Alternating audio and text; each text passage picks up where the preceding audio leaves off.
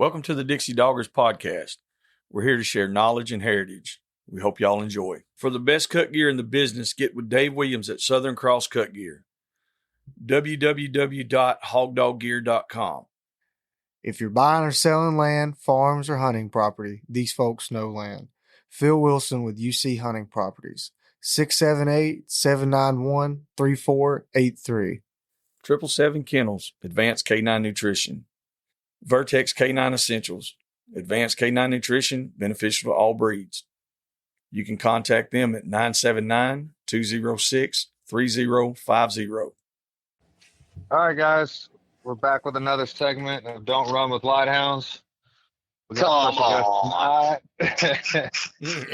Y'all, this is JJ Lawhorn. Y'all introduce yourself, brother, and tell us about what you do.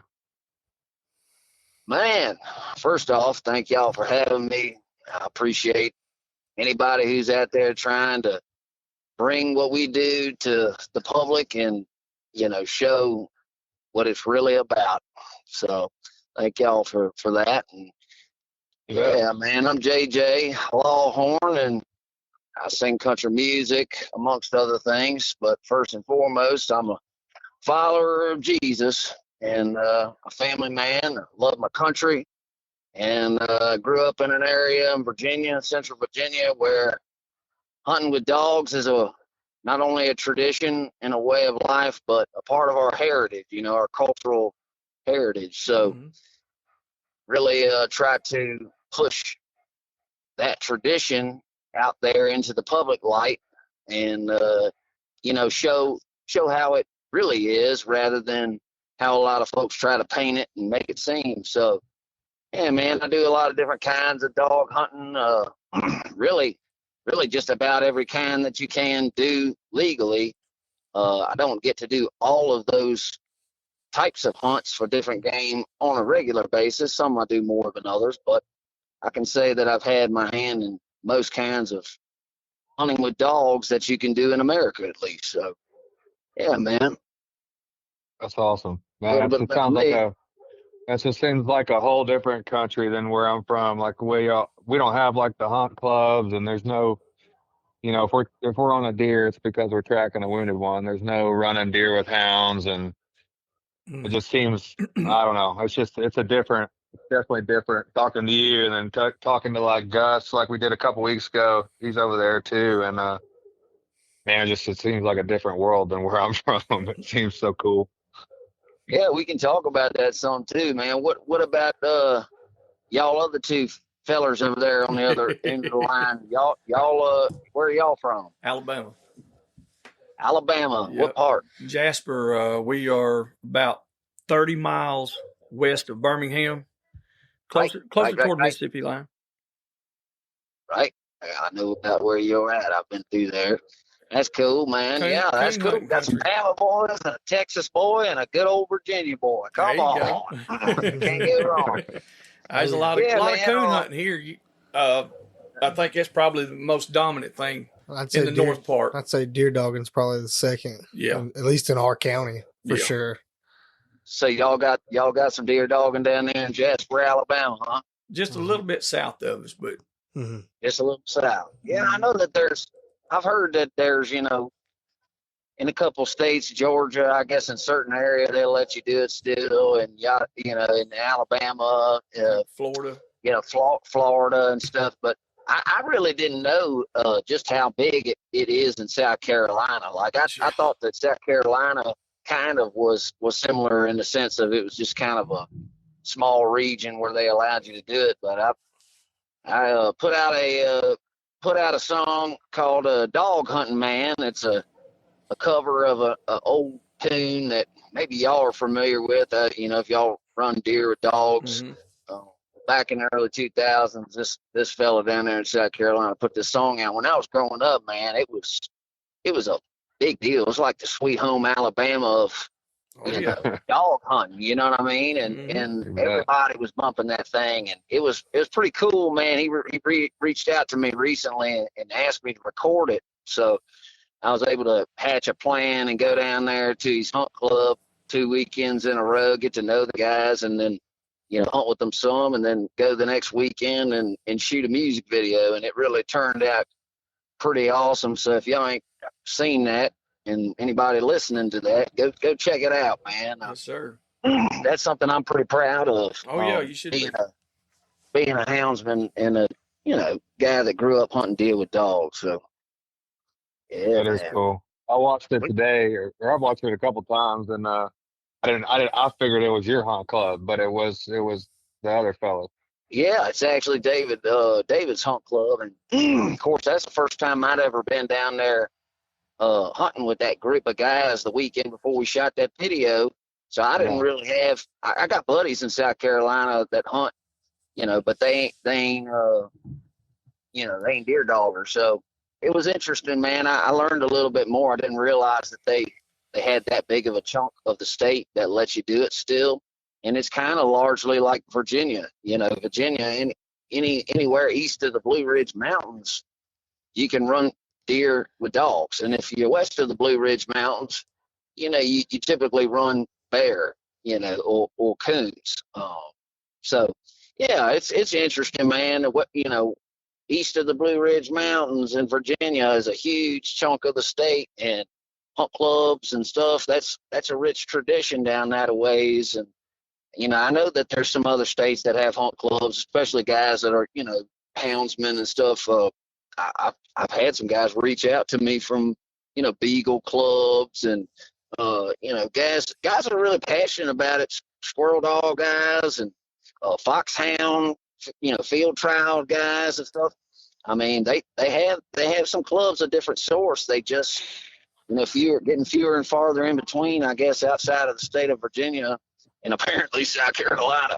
But where I grew up, dog, they got a whole registry. Like, you had this Virginia Hunting Dog Alliance, and a group of guys got together a ways back to work together to defend dog hunting from the anti-hunters. And it was really smart. I mean, they got some really intelligent guys. I mean, guys that are doctors and attorneys and successful people that are well spoken. And I mean, they really worked hard to put pressure to the folks that were creating, and have been trying to get rid of it in our state for so long. And they've never been able to succeed because of the organization of the hunters, and they're, especially the Virginia Hunting Dog Alliance. So, yeah, man, that's really cool to me, because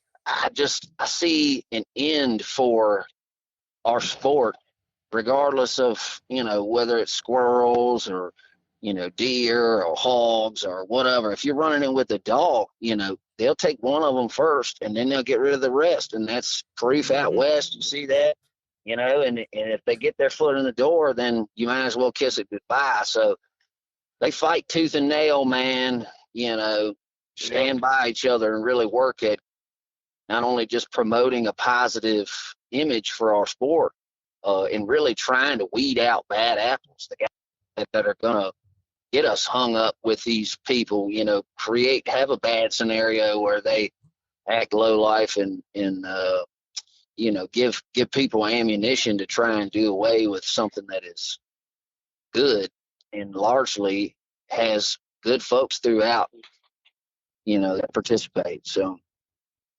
anyways. Yeah. I find myself where I'm it's hard for me to post. I get videos that, every day from people, and I'll, I repost a bunch here and there, and it's so hard to draw that line on what's worth posting and what's can promote dog hunting, but also not hurt it. And I still don't know what that line is on what you can and shouldn't post, but it's like a daily struggle for me, because I'm like, man, that's cool as shit. People would love to see that. And then you post one, and gosh damn, everybody on the planet, is mad at you. And it's like, can't win, can't lose. Said that, because I'm talking about interactions between people that aren't hunters or people that don't like hunting, and people that even people that like hunting, still hunters in my state. Some of these guys, they got their 800 acres and they spend a fortune on it and they manage it to the gills, and Bubba Joe's pack of dogs running that buck he's been watching all year off his thing, and he just irate. I mean, he's just as mad as somebody who don't like hunting. So it's really it's funny you said social media, because that's a whole different element to it. You know what I mean? I'm not really sure. I'm not really sure in that realm that there is so much of a line, because it's like, at the end of the day, if you believe in what you believe in, people is going to persecute you for it if it's right. I mean, that's just what it is. Everybody's got a different opinion. I think that it's more important when it comes to who you are as a person and how you interact with the folks that are in your community. And, if people are distasteful, hey, there's a proper, polite way to deal with that, and, take the higher road instead of getting violent and stuff like that. High road's hard sometimes. It's hard, man. Nerds talking trash from God knows where on there. It's like, I got to read it, and then I just keep going on, because I'm like... Yeah, but see, how many people do you run into like that in real life, is what I'm saying. Is like, the internet is a fake, like, largely just facade, Yes. And I mean, if we're sharing things that we're passionate about and somebody doesn't like it, technically we all that have common sense know that they should just go elsewhere. But, at the end of the day, I've been getting death threats my whole life from people that didn't like that I, go out there, massage the cow, feed the cow, shoot it in the forehead, split it down the middle, bust the guts out, all that, and then eat it. Thank the Lord for it. I mean, those people, you can't never make them happy. And I say you can't negotiate with terrorists. That's one of my favorite sayings, because those people are, I mean, you're trying to terrorize somebody else's life because they choose to eat an animal or to take an animal from the woods, and thank the Lord for it and use it to feed their family. So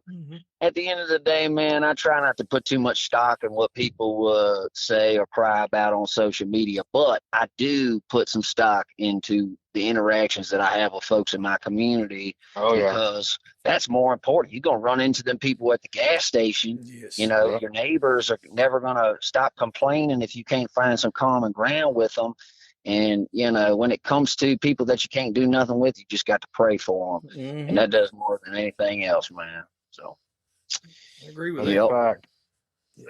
So y'all tell me a little bit about, because I'm just kind of getting to know y'all here too, and I don't sit here and babble for an hour. So y'all do some deer dogging down there in Jasper, Alabama. And what else? I know my buddy over here said he's gotten into hog hunting on Ricky, and we predominantly hog hunt with dogs, honestly. But we run everything with dogs. We just got back from South Georgia. We were invited to go interview some older gentlemen in their 80s, some houndsmen. All we did was just hang back and watch the whole event unfold. You talking about watching, 30 to 40 people interact, and it was like a well-oiled machine. And I mean, it was safe. There was game harvested. A lot of game was run, and a great time was had. And so anywhere we can go to run anything with dogs, that's what we're into. But mostly hog dogs. We got some tree dogs as well, squirrel and coon. And Nate's got a blue tick for that, and we won't hold it against him. And I got some outbursts. Don't be scoffing at the blue tick. My buddy bought a discount blue tick, and he was the national squirrel dog. Man.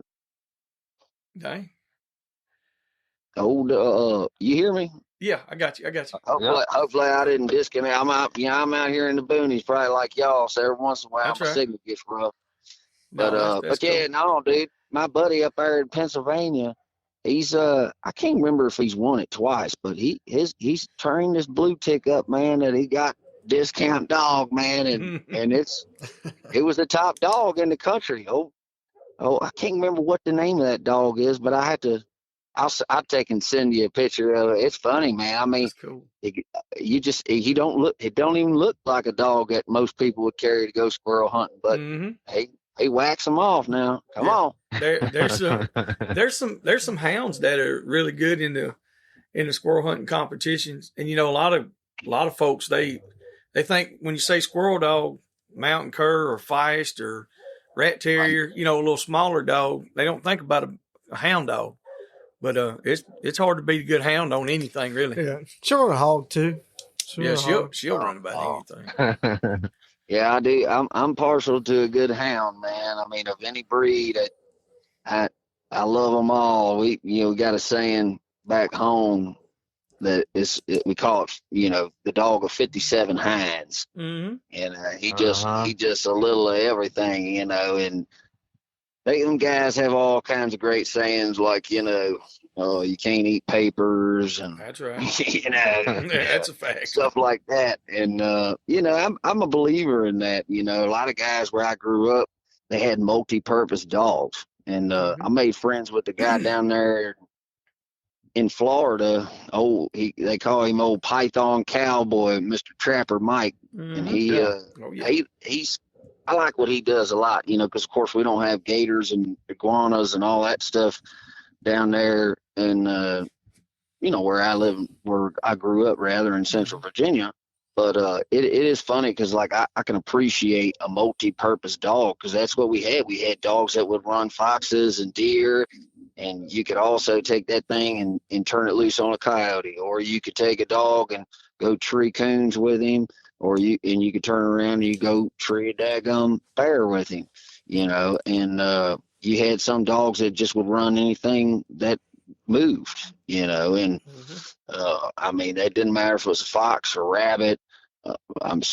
Sometimes you'd be in the middle of a deer hunting a cutover, and here come a 5-pound rabbit, biggest rabbit you've ever seen, dogs screaming on it. They're just meat dogs, and yeah, that's right, man. And if them people didn't have something that was gaming like that, then they starved. And I mean, most of the folks that continue to do this, I'm not saying there aren't people that are new to the sport, or to the tradition of hunting deer with dogs or hunting game with dogs, but a lot of folks that are generational houndsmen, it seems like, they get that. They understand, hey, my ancestors, they had these dogs bred like this because they were interested in getting game, so they didn't starve to death, and it seems like a lot of guys that get into the sport of like competition coon hunting and stuff like that, and you're trying to win a truck, and like some of them, their daddy had coon hounds, and some of their daddies might have even competed and stuff like that, but most of the guys that are generational, they've got some sort of deeper connection to the dog than just winning a trophy. And I've never really looked at my hunting as something that I was doing to try to impress nobody. I looked at what I got from beneficially, in my life from it, the peace, the appreciation for God's creation, the thrill of the song of the hounds. I mean, there's so much that you can get out of it that has substance to it, rather than just, oh, I got the best dog. Reality, it's the dog that did almost all the work for you, and I see too many people let their egos carry them so far away from what we should be, rejoicing about, when it comes to running dogs, and the camaraderie of our friends, and the teamwork between the handler and the dog, and that friendship, I tell people all the time, I'm like, dude, when I take a little puppy out and he goes to trees his first coon or something like this, I'm like, it's like watching your kid hit the baseball for the first time and have a home run or something like this. It's just you get so connected that these dogs are family, and I hate to see good people that start out as decent houndsmen turn into folks who, are more about the money, or more about the title, or more about how well this thing is bred on a piece of paper than they are about the actual chase and the song of the hounds and the hunt, man, the experience. But anyways, I digress. It's I get it. I've seen from a place like I grew up, man, where there's still people who just have always loved it and always will. Yeah, that's just a whole different world than what I didn't grow up with dogs. I hunted my whole life, but never really, we had duck dogs and stuff, but no hounds. And then it's been, relatively new in the last 10, 12 years or so. And, uh, it was like for a little bit there, it was like, I'm trying to make it, trying to make a dog. And then I made a dog, and then it was like, I got to prove myself. I got to prove myself. I got to show everybody that I got the baddest dog in the country. And then you kind of get that accomplished to a sense, where you're like, okay, I mean, he can do it. And then now it's like, I've realized that it's not about all that. And then now I'm training other dogs, and then I got my boy there. And now I'm just trying to like figure out how I can make this last where he's doing it whenever I'm old and gray and he can be running the show and I can just sit in the truck, That's right. That's right. The other day whenever I took him hunting this place.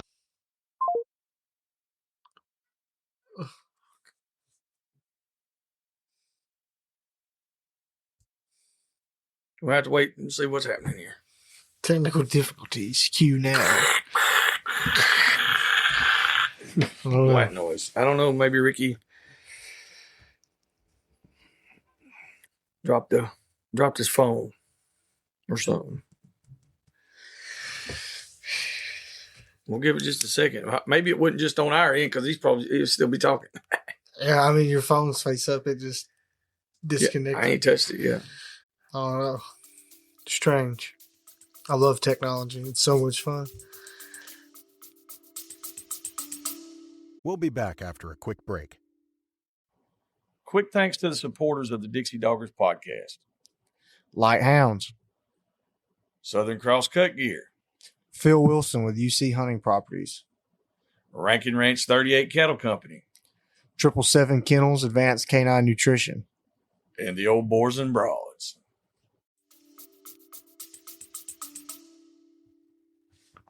He's calling back. All right. I don't know what happened. Let me. Everybody there? Yeah. Okay. Are you recording again? Yeah, we're good. Oh, yeah, we're good. We're good. Okay. You JJ, talking about passing it on to your son and Yeah. trying to get to that point. Yeah. So the other day I took him. He wanted to go hunting. It's hot over here, and it's just like it ain't great. And I'm not gonna sit in a bow stand with him. We don't have anything set up. It's all tree stand, one seater type deal. But the lease that I had was an MLD property where you can use a rifle pretty much the whole season. And Right. so we went to a stand and sat up there. And I got up in the stand and couldn't even see the feeder. I don't know what.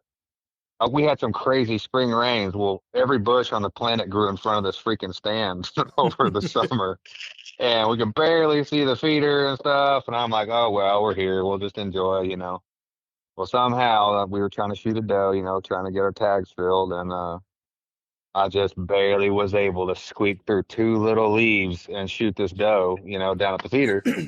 And of course, she ran off, whatever. And I'm like, oh, I'll get the puppies and let them find it. And then we got on it pretty quick. She was still a little lively or whatever. And anyways, they got bait up a couple 100 yards, and I've always carried him to bays, whether it been pigs or deer or whatever. I mean, I had him on his first deer bay when he was like 6 months old, and Right.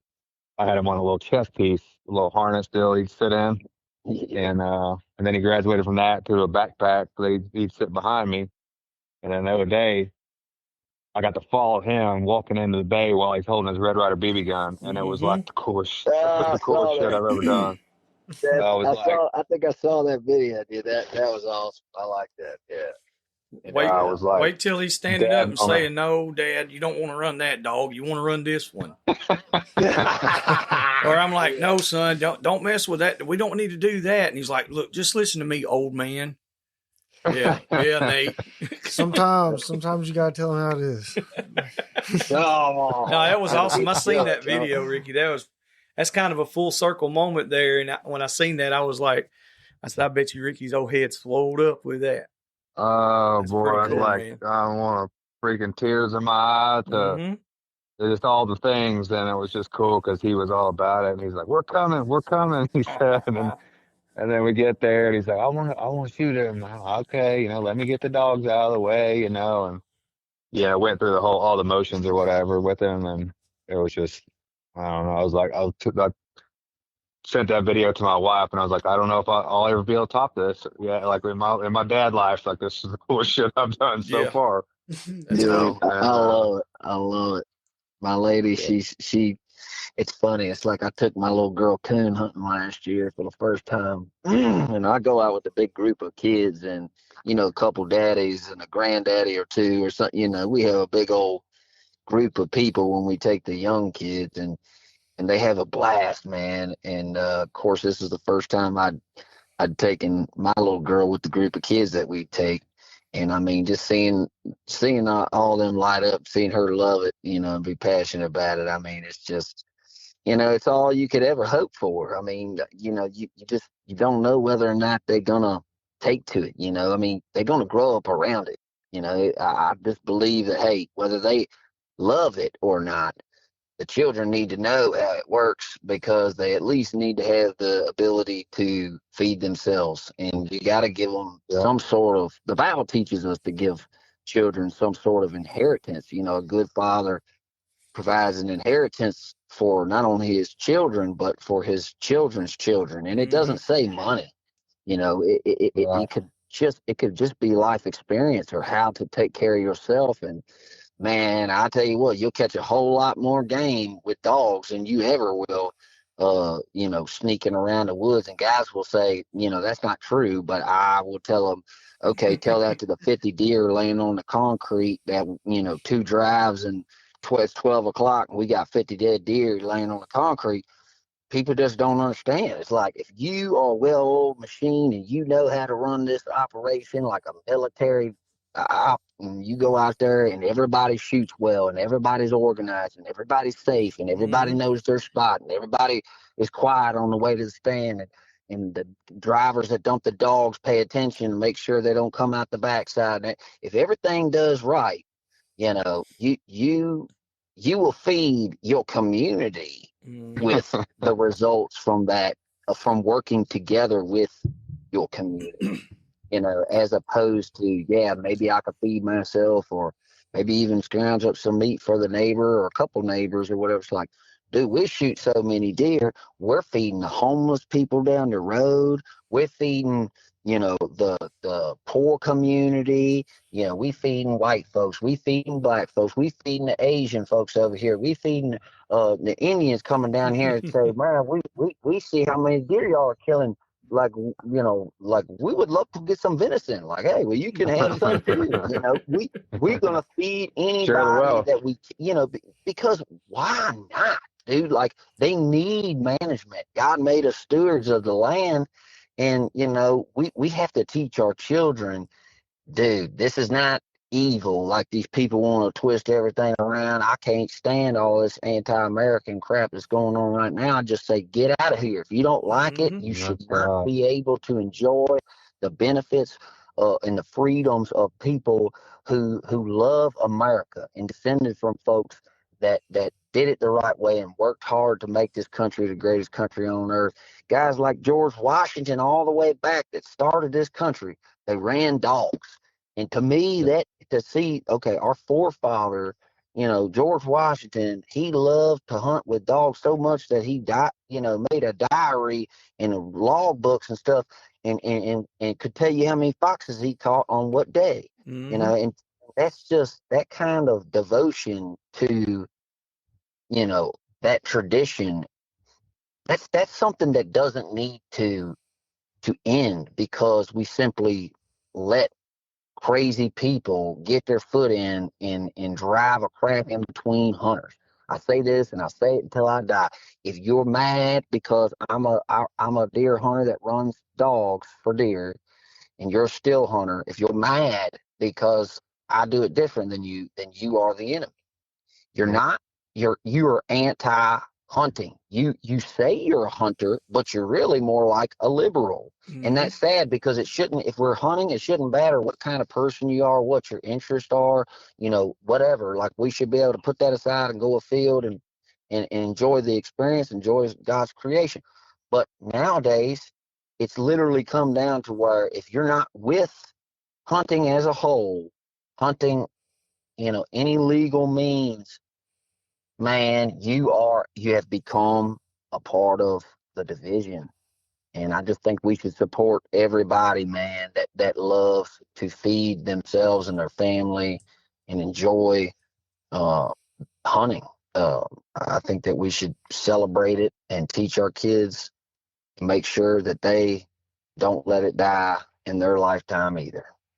Mm-hmm. I think a lot of it's just ignorance. Like, I think most, like you're talking about, like I'm a bow hunter to the core. Like I deer hunt. I don't do as much as I used to because I'm busy chasing them now with the dog. But I mean, that's what I really grew up doing. And I think you talk to some of these guys and they're completely ignorant to it. Like, if they would open-minded and go one time, or see the type of work that we put in to make this stuff happen. I mean, nobody sees how many hours you put in with puppies and doing all the things, and then on top of that, they don't never been hunting with you and seeing the way it's ran, and how actually it's pretty daggum ethical and efficient.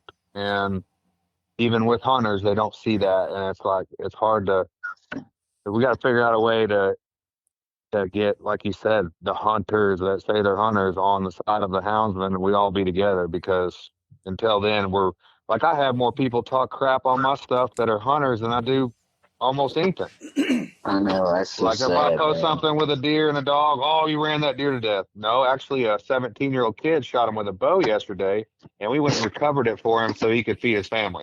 Yeah, so it didn't get eaten alive by a coyote. Yeah. And sometimes they get beat to them, but what would you rather do? Have a coyote or two rip you limb from limb out there in the wild? Alive. Or would you rather have an old bloodhound be like, moo, moo, and then tell on you, yeah, go ahead, put me out my misery, dog. Exactly. Come on, man. Well, they're just ignorant. That's all there is to it. They just don't know any better. I think a lot of that goes to what JJ was saying a while ago, Ricky, when he was talking about like the interactions you have face to face with people. I mean, oh, you bet.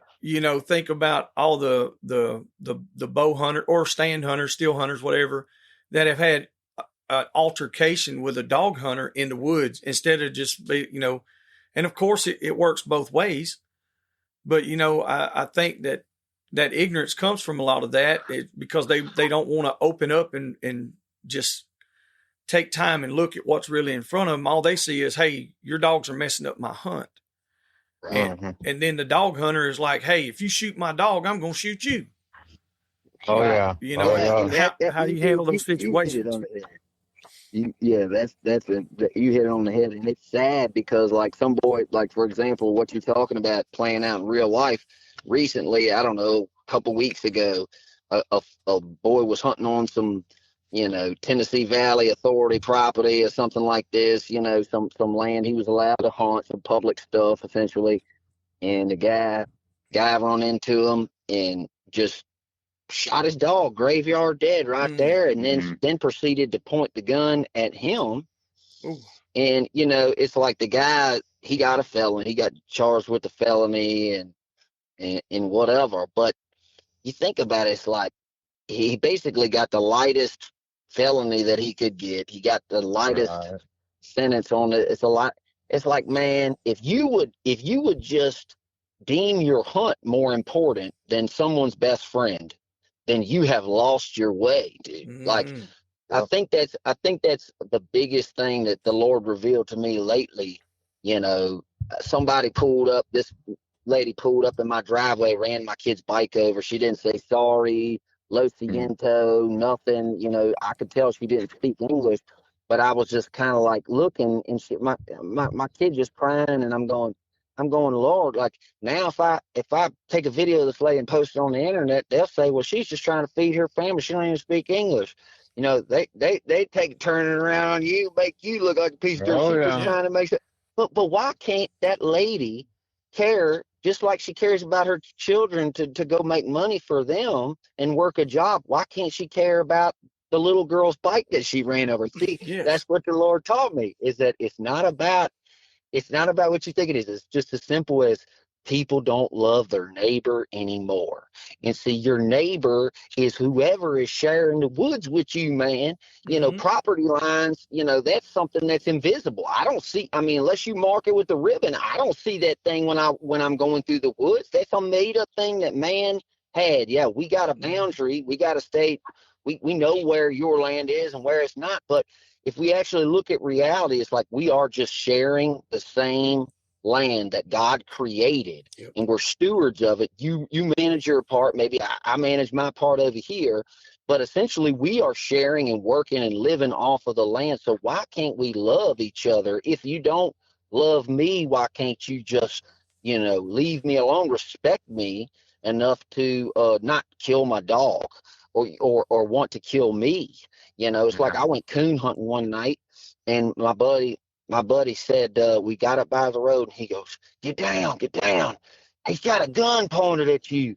And I'm like, what are you talking about? He said, dude, that guy over there across the hard road. He said, look. And there's a dude with an AR-15, like 10 feet off of the hard surface road we on the edge of, with the gun just pointed right at us. You know, it's like 1 o'clock in the morning, and the guy's just waiting for the dog to go across onto his property. Now, of course, the dog treed 20 feet off the road, and he wasn't going to get off the tree. But this guy heard that dog barking and had gone down there to the edge of his land all the way to the road frontage just to see if he could get a shot legally on that dog. You know, because that's what they'll do. They will literally hunt your dog. And in Tennessee, it's sad. They don't got a right to retrieval. But where I grew up, because dog hunting is a cultural tradition, they have what's called the right to retrieve. So if my dog goes on your land and you don't like it, well, that's tough stuff, dude, because I'm going to come up there like a decent person, knock on your door, say, excuse me, I'm so sorry. My dog's treed, you know, in your back 40. Can I just grab him real quick and get him out of your hair? And if you say, nah, I don't want you on my property, I'm calling the law on you, I'll say, oh, okay, that's fine. I'll call them too. And unfortunately, we have to inconvenience them and waste our tax dollars. But if that's how you feel, sir, I'll have the game warden come down here and he will escort me on your property to get my dog. And that guy usually doesn't understand that that's the law. And so he pitches a big fit and usually exposes himself as the jerkwad. And, but what ends up happening is that the game warden shows up and he escorts Mr. JJ on to so-and-so that don't like used land. We go get the dog together. You can come down there and look and watch and whatever. But what's going to happen is I'm going to get my dog and I'm going to leave. Now, if you shoot my dog or take its collar away or something like that, you're getting a felony. You know, it ain't no joke where I come from. You know, it ain't no little slap on the wrist. They'll make you pay restitution and probably take your hunting rights away. And if you become a felon, obviously you ain't gonna go buy no more firearms. So yeah, it's murder, man. And the people that would premeditate the murder of an animal is no different than the people that would premeditate the murder of a person. And they could say, well, that dog's not a person, but it's the concept of, do you love your neighbor? You know, do you love your neighbor more than your hunt? Do you love your neighbor more than, you know, than the having to deal with a bad situation or something that irritates you? Like, that's what it boils down to, y'all. Yeah. And that you can answer that question pretty quickly. When most people don't give a crap about anybody else but themselves. Yep.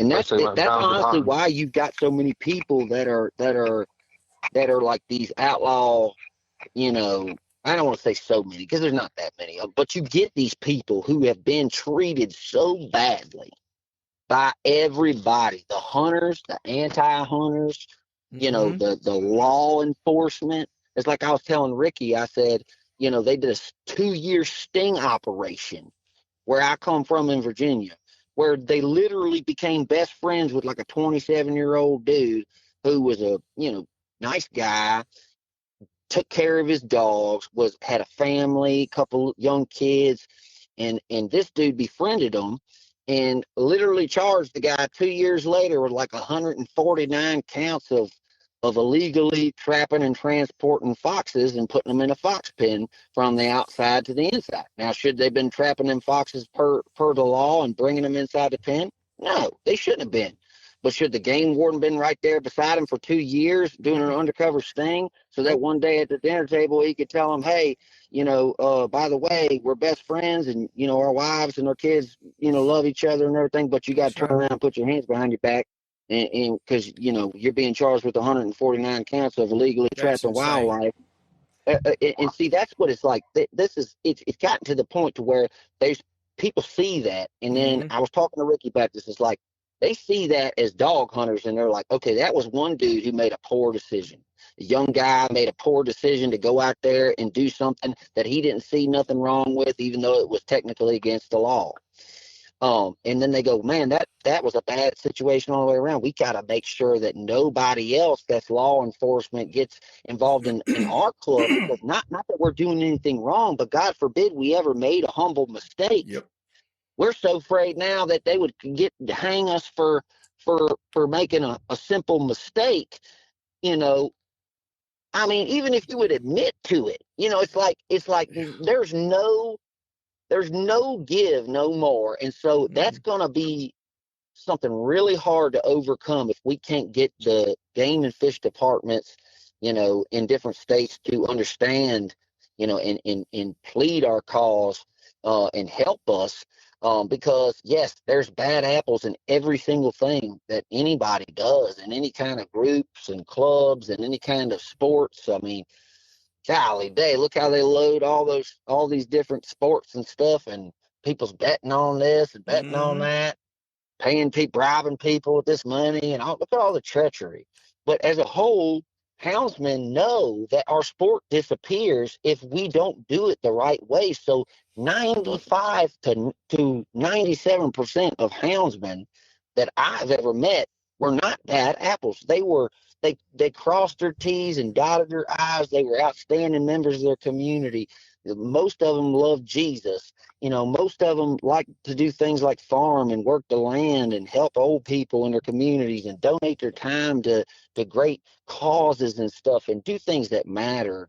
And it's a shame that some of those same people aren't willing now to let anybody that's new in, because they know that it could ruin their whole tradition that's been passed down generation to generation, their hunt club or their fox pen or whatever. And so, yeah, man, it's you got it from all sides. The antis, the even some law enforcement that has vendetta against one thing or another.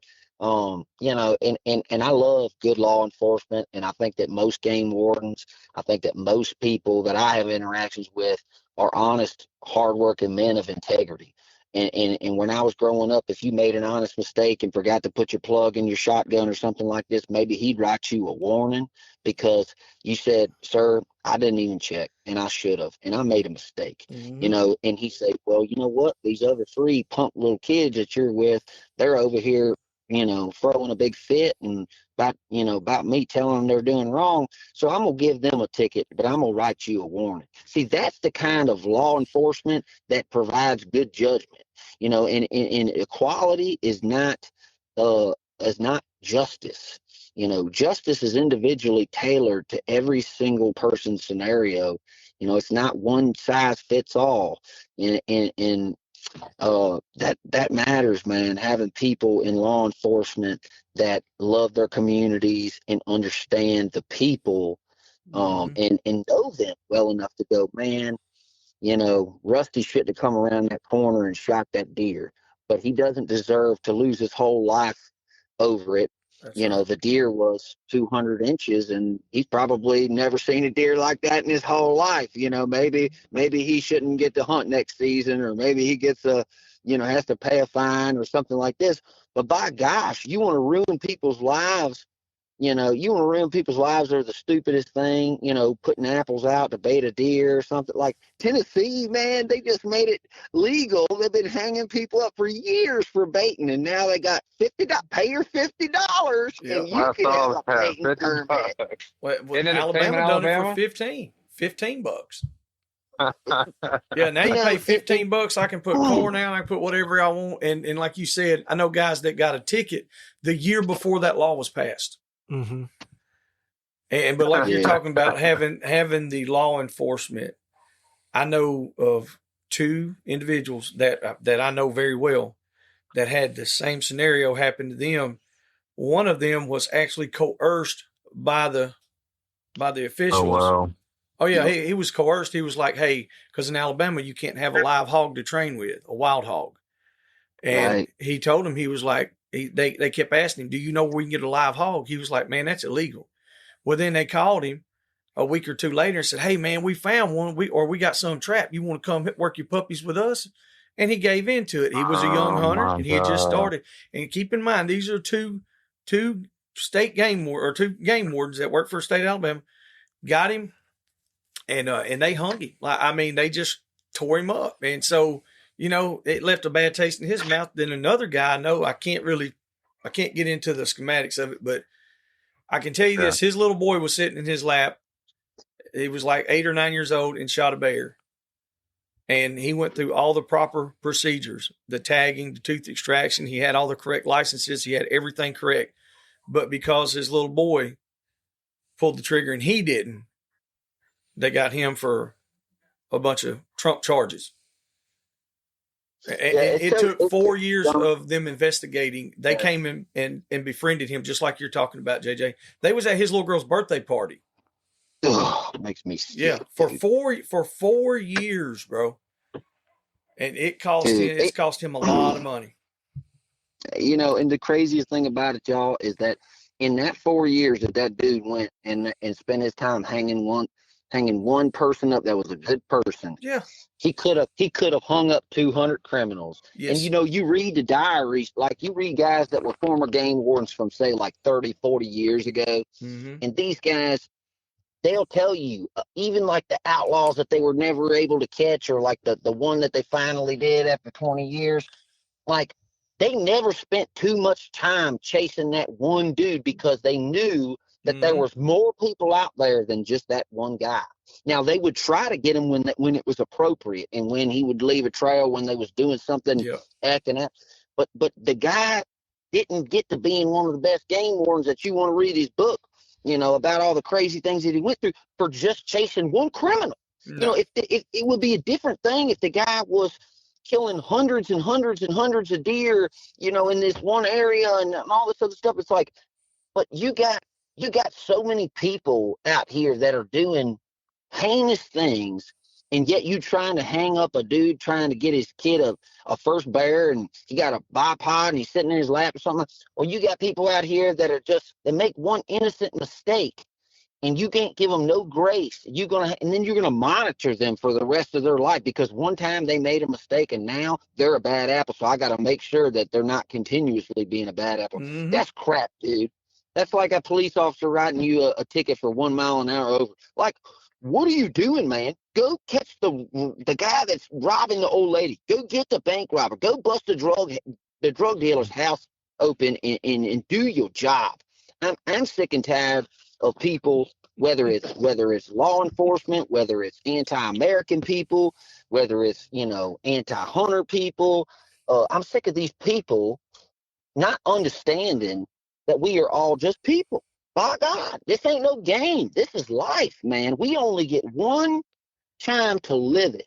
And I would not be able to live my life knowing that I if I let somebody out there run me off of what I love or know and love, man, I couldn't live with myself. Nope. And I'm gonna run these dogs. You know, I don't. If they make it illegal, well, then they're gonna have to catch me because I'm gonna run these dogs. I'm gonna run these dogs, and I don't care what anybody says. I'm not against the law, like I say, and I'm sure there's gonna be law enforcement people that listen to this. I got a lot of friends of mine that are game wardens and stuff. Don't mean they don't show up and check me. Y'all, yeah, they'll show up and check me and whatever. But I'm not a person who avidly tries to go against the law. But I got common sense, man, and I'm not gonna let nobody jerk my chain simply because they don't agree with common sense. Like, no, dude. You go watch Ted Nugent, what he's doing, ripping into the DNR up there, and you see he's on him. one. That dude is freaking awesome, man. He commented on my post the other day. A bunch of anti-hunter people was talking about me being so evil and whatever. And then it was me and the coyote, a couple coyotes that I trapped or whatever. He went on their post and freaking posted like 500 dead coyotes in a pile. I'm like, yeah. Because you men that won't settle for this crap, to make sure that we continue to have this for our children, we got to fight for it. I'm not talking about physically, but we got to go in there to that courthouse. We got to go in there to that public hearing. You got to go stand up when they try to change the legislation and stuff. You got to go. And that's why them people in my state never got run out of our heritage, because we had thousands of dudes in blaze orange ball caps that were dressed up in suits and nice and ties, and not just ratty looking camouflage and old overalls and stuff. No, we care enough about what our tradition is to dress up in our Sunday best, but wear a blaze orange ball cap and show up on the lawn down there in D.C. How you gonna stop that? How you gonna stop that when you see people that are hard as nails, that ain't going to be rolled over on, and they show up in numbers? You ain't stopping that. That's right. And that's what we got to do. We got to occupy. You see all these anti-people doing that crap? No, we need to, boys.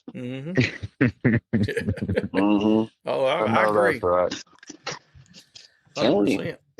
If not us, then who? I don't want to sit here and rant, whatever, but, I'm passionate about it, y'all. I'm passionate about it. No, it's definitely a fact. It's we lost some rights that we had here in the state of Alabama. Like I said, we hog hunt with dogs a lot, and but 10 years ago you could do whatever you wanted to do. There was no bunch of laws about it. If I caught wild hogs, I could bring them to my house, pin them up, feed them corn, grow them up a little better, clean them out, and process them, eat them. And then they changed it to where you could not have a live hog. Well, they kind of slid it in, and we all supposed to get together and go down there. Well, some of us showed up, but when you got 10 guys that showed up and the other 400 didn't, you know what I'm saying? We got beat. We just got beat. And you talk to those same guys today, and they're like, man, there wasn't nothing we could really do. Well, how do you know? Because you wouldn't man enough to do it. You didn't try. You let them snatch it from you. And that just goes to show you, it's like, it's sad. It's not just people in Alabama. It's not just, look at the West Coast. There's plenty of cowboys. There's plenty of rough stock out there in Northern California where they're hunting mountain lions, where they used to hunt mountain lions and all these, places. And it's like, they let it slip too, because it's not about how tough you are. It's about, like you said, will you show up? Do you have the understanding and the fortitude to recognize the situation at hand and to say, this is the only way to show up? And if we don't try, we'll never know whether or not we could have saved it. So, yeah, you're right. Shame on the people that had a chance to show up and stand for what they believe in. And then they're like, well, just, they was going to take it away anyways, but there wasn't nothing we could do. Shut up. You don't have no opinion. You shouldn't have no voice. You shouldn't have no say about nothing. Nobody should care about your opinion because you didn't stand for it while you had a chance. And, if our founding fathers didn't stand up and shoot British people that try to tell us that, we couldn't worship who we wanted to, and we had to go over here and serve Lord England, and, get that crap out of here. We gonna run Cornwallis out. We gonna run whoever it is out. If you gonna tell us that we can't, no, homie. No, we gonna show you something. That is the spirit, that spirit of righteous defiance, against evil. That is what formed our country, and that is what will preserve dog hunting. That is what will preserve hunting in general. That's what will preserve our country and save our country. I mean, you've seen it right now, boys. You watching Trump putting on National Guard down there in these cities, and all these Democrats and all these people. I don't care what side you're on. These people didn't even vote for Trump are getting on there and going, man, kids out here playing in the neighborhood, man. They're riding bikes down the street. Ain't nobody shooting. This is crazy. Why is that? How did he do it? You know what I'm saying? Love it, boys. It ain't over till it's over, man. That's and, right. you know, whatever you got to fight for it. Don't let them take it. That's right. Mm-hmm. Yes, sir. That'd get me fired up. Yeah, boy. I think. Hey, listen. If half of the dog hunters get that fired up, JJ, we ain't got nothing to worry about. That's true, man. Fact. It's true. That's a true. fact. Man, and you know what, boys? I to shift the conversation back to the dogs. You know, I know that old Ricky. You know, you got a bloodhound, right? And that's what you trekking them deers with, right? Yeah, it's a crossed up hound and cur dog, basically. Okay, I got you. What about y'all boys down there in Alabama? You said you got some different hounds and some curs and stuff like that. We got a running walkers. He's registered American Foxhound, right? But he's on the running walker side of things. Then we got some cur dogs, and of course we got bulldogs and all kind of terriers. Yeah, and you know we try to shake the woods up all we can. I love that, man. I love terriers, man. I grew up having a bunch of little Jack Russells, and dude, those things are awesome, man. They're great little dogs to get up. Man, a lot of people just don't even realize they are just rabbit hunting machines. I mean, they're the best little brush hole dogs you ever. Golly day. And maybe, you know, it's funny. It's like where I hunt, where I'm from in Central Virginia. Dude, if the dog will hunt, they don't care what it looks like. These old boys where I grew up, I knew this one guy had this dog that looked like a catfish. I mean, this thing looked like it crawled out of the daggum dumpster. His name, they called him Rex. And he would sit there on the porch, man, and just sit there on the porch. Now, when we go hunting, he'd be like, all right, load up, Rex. The dog would go over there, and he'd hop up there, and he would go hunt.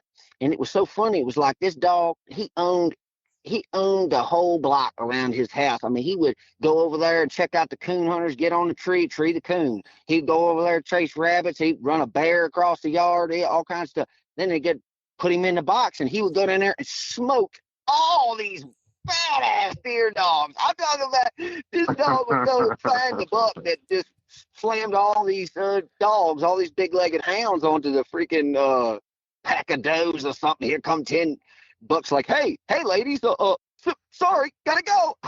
And he runs away and then jams some dogs on the 8 does, you know. And he turns around and old Rex has got him. You heard that dog go off, man? I'm telling you something right now. You better get your gun up. Because it was just him.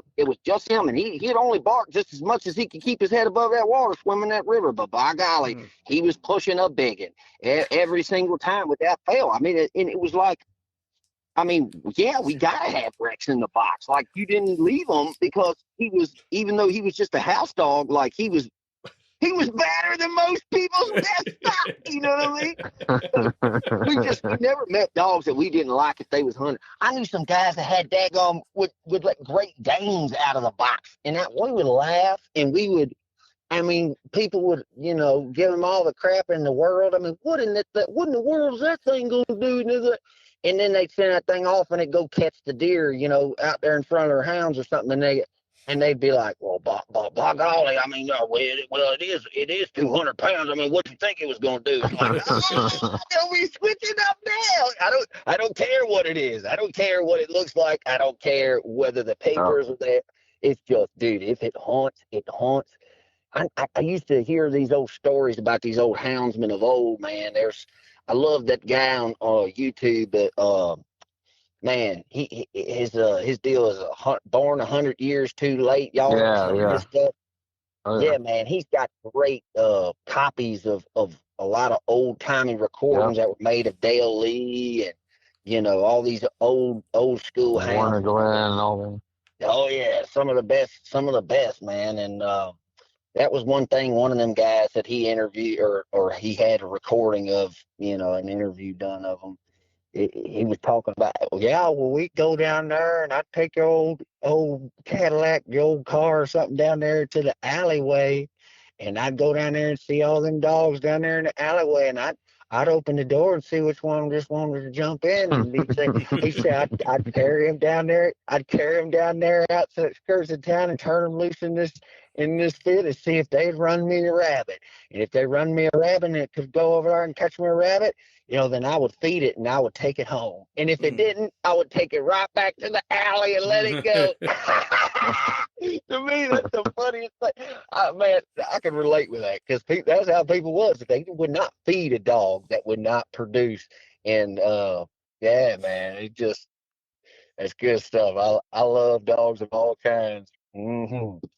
I'm getting that way where it's like, I mean, obviously I would love, you got a picture in your mind, like whatever game you're running, you got this mental picture of the dog, the sound of that dog, and how he operates.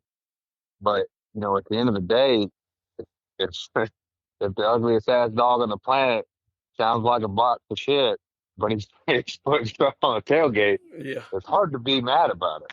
That's right, dude. That's right. I saw a video today, and there was a boy in, hell, I don't know, I'm sure it was Australia, and he's got 4 dogs on this 4-wheeler, and I hope he doesn't know what I'm talking about by this, but ugliest ass dogs I've ever seen in my life. I mean, just the ugliest damn dog. I mean, little tiny, I don't know what the hell they were, but whatever they were sitting on a sandbar, and he's having a beer, and he says, "Y'all stop sniffing. Don't do it. We're just out here to have a beer. Don't do it." They ain't got no collars on. They don't got nothing on. And these 4 little rat dogs are sitting on the back, and they start putting their nose in there. And he's like, "Don't fucking do it. Don't do it." Next thing you know, one jumps off. They all 4 jump off. And he goes, "These fucking cunts." And the next thing you know, he's running in the woods, and there they are. They got a boar bait up. And it was funny as shit, because I'm looking at their dogs like, there ain't no way. And he's out here trying not to catch. Ain't got collars on him, nothing. Just trying to have a Sunday afternoon beer on the sandbar. And then these suckers are going out and catching pigs. It was so damn funny. Hell yeah. Born to run, man. Them dogs some dogs, they just have that prey drive built into them, man. And they I don't think you can teach that. That's right, man. I tell you what, to segue into a little bit of part of the reason why you hit me up about this, whole deal, and which I very much appreciate you giving me a platform to talk about some things that I've got going on.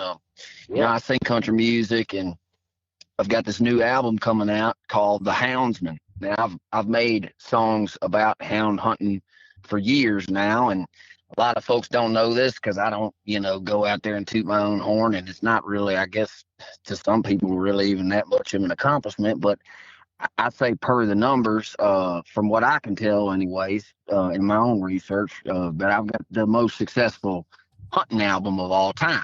Now I've heard some other albums that done well that, talked about fishing and hunting and outdoor living and stuff like that. And I've even got some friends that wrote one that was really successful, the Bone Collector album, guys, buddies of mine, old Red Akins and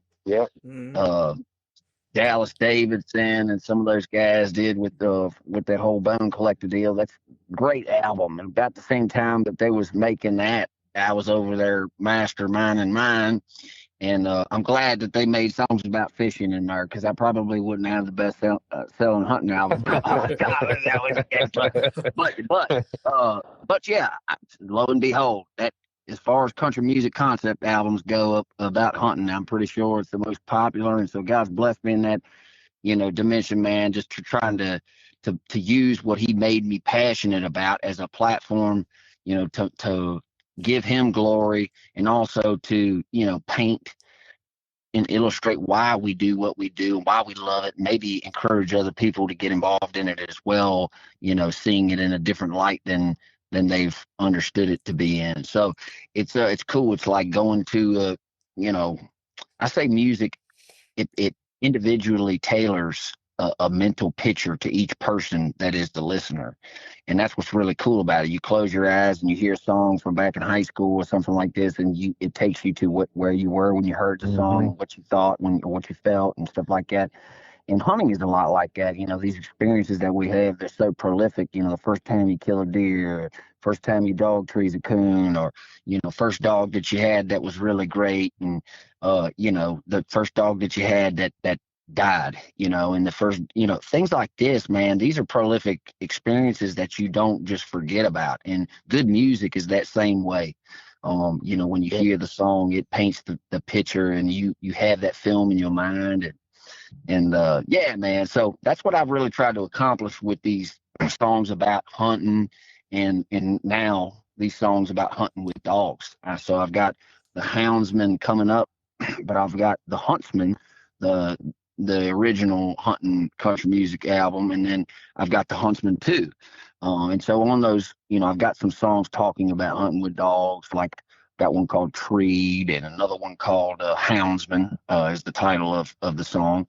But I decided, with just having so many people hit me up and saying, over the years, you need more hound hunting songs, and nobody else is doing this. And, I'm already passionate about it, and I'm going, yeah, I do need to make an album of these songs and really just bring to life, some of the experiences that people might not ever get to experience. I mean, even if you get people to understand where you're coming from, that doesn't necessarily mean that just because their opinion changed on it that they're going to try it.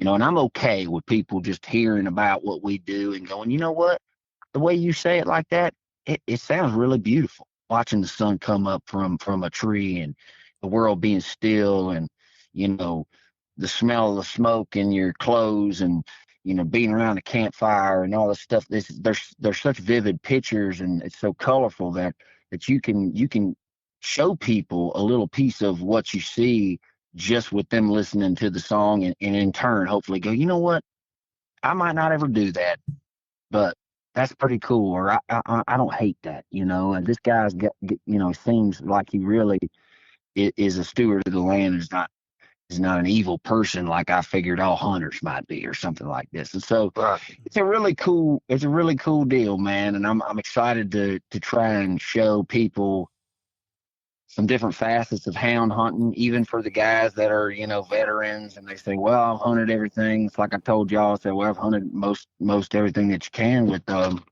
with hounds and in America or whatever.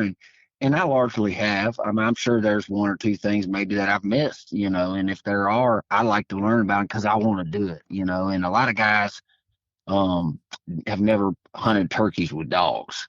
And so I put a song on this album called Bust Up the Flock. And it's really cool, man. It kind of reminds me of some old Don Williams or something, and it's just it's just cool to hear about a tradition that a lot of people don't hear about. I mean, I've never heard a song about hunting turkeys with dogs, No. and I didn't know that was a thing. Yeah, and most people don't, and that's why I'm like, you know what? People say, JJ, you should write more songs about hog hunter. You should write more songs about, more common things, rabbit hunter, whatever.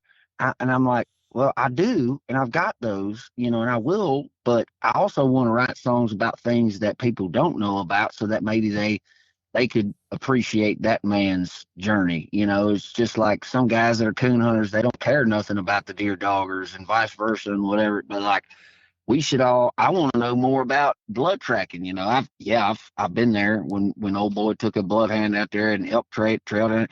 Most of the time most of the guys that I would hunt with, they just took a deer dog, or they just took a dog that we could hunt with down there and put it on a long leash or something. A lot of guys just had house dogs that were capable, that would train, that were capable of doing it. And then again, there became guys like you that go around and do it with dedicated dogs. And some guys over there where I'm at, they make a lot of money of helping recover people's animals and stuff. So that's something that I would say I'm not as well versed in, but I want to learn, and that's the point. Is like this whole thing is supposed to be helping people that love it love it more, and the people that don't love it get to know it and maybe change their mind. So it's a really cool project, and I appreciate y'all letting me take some time to plug it and chat with y'all. Oh, yeah. Run on about this dog hunting and all this, man. That's You good. bet. We're happy to do it. I mean, it's pretty rare. I mean, I don't know just anybody that's thinking, straight towards houndsman. I mean, pretty, a pretty niche deal, and Mm-hmm. that's what we're all about. So why not? You know what I mean?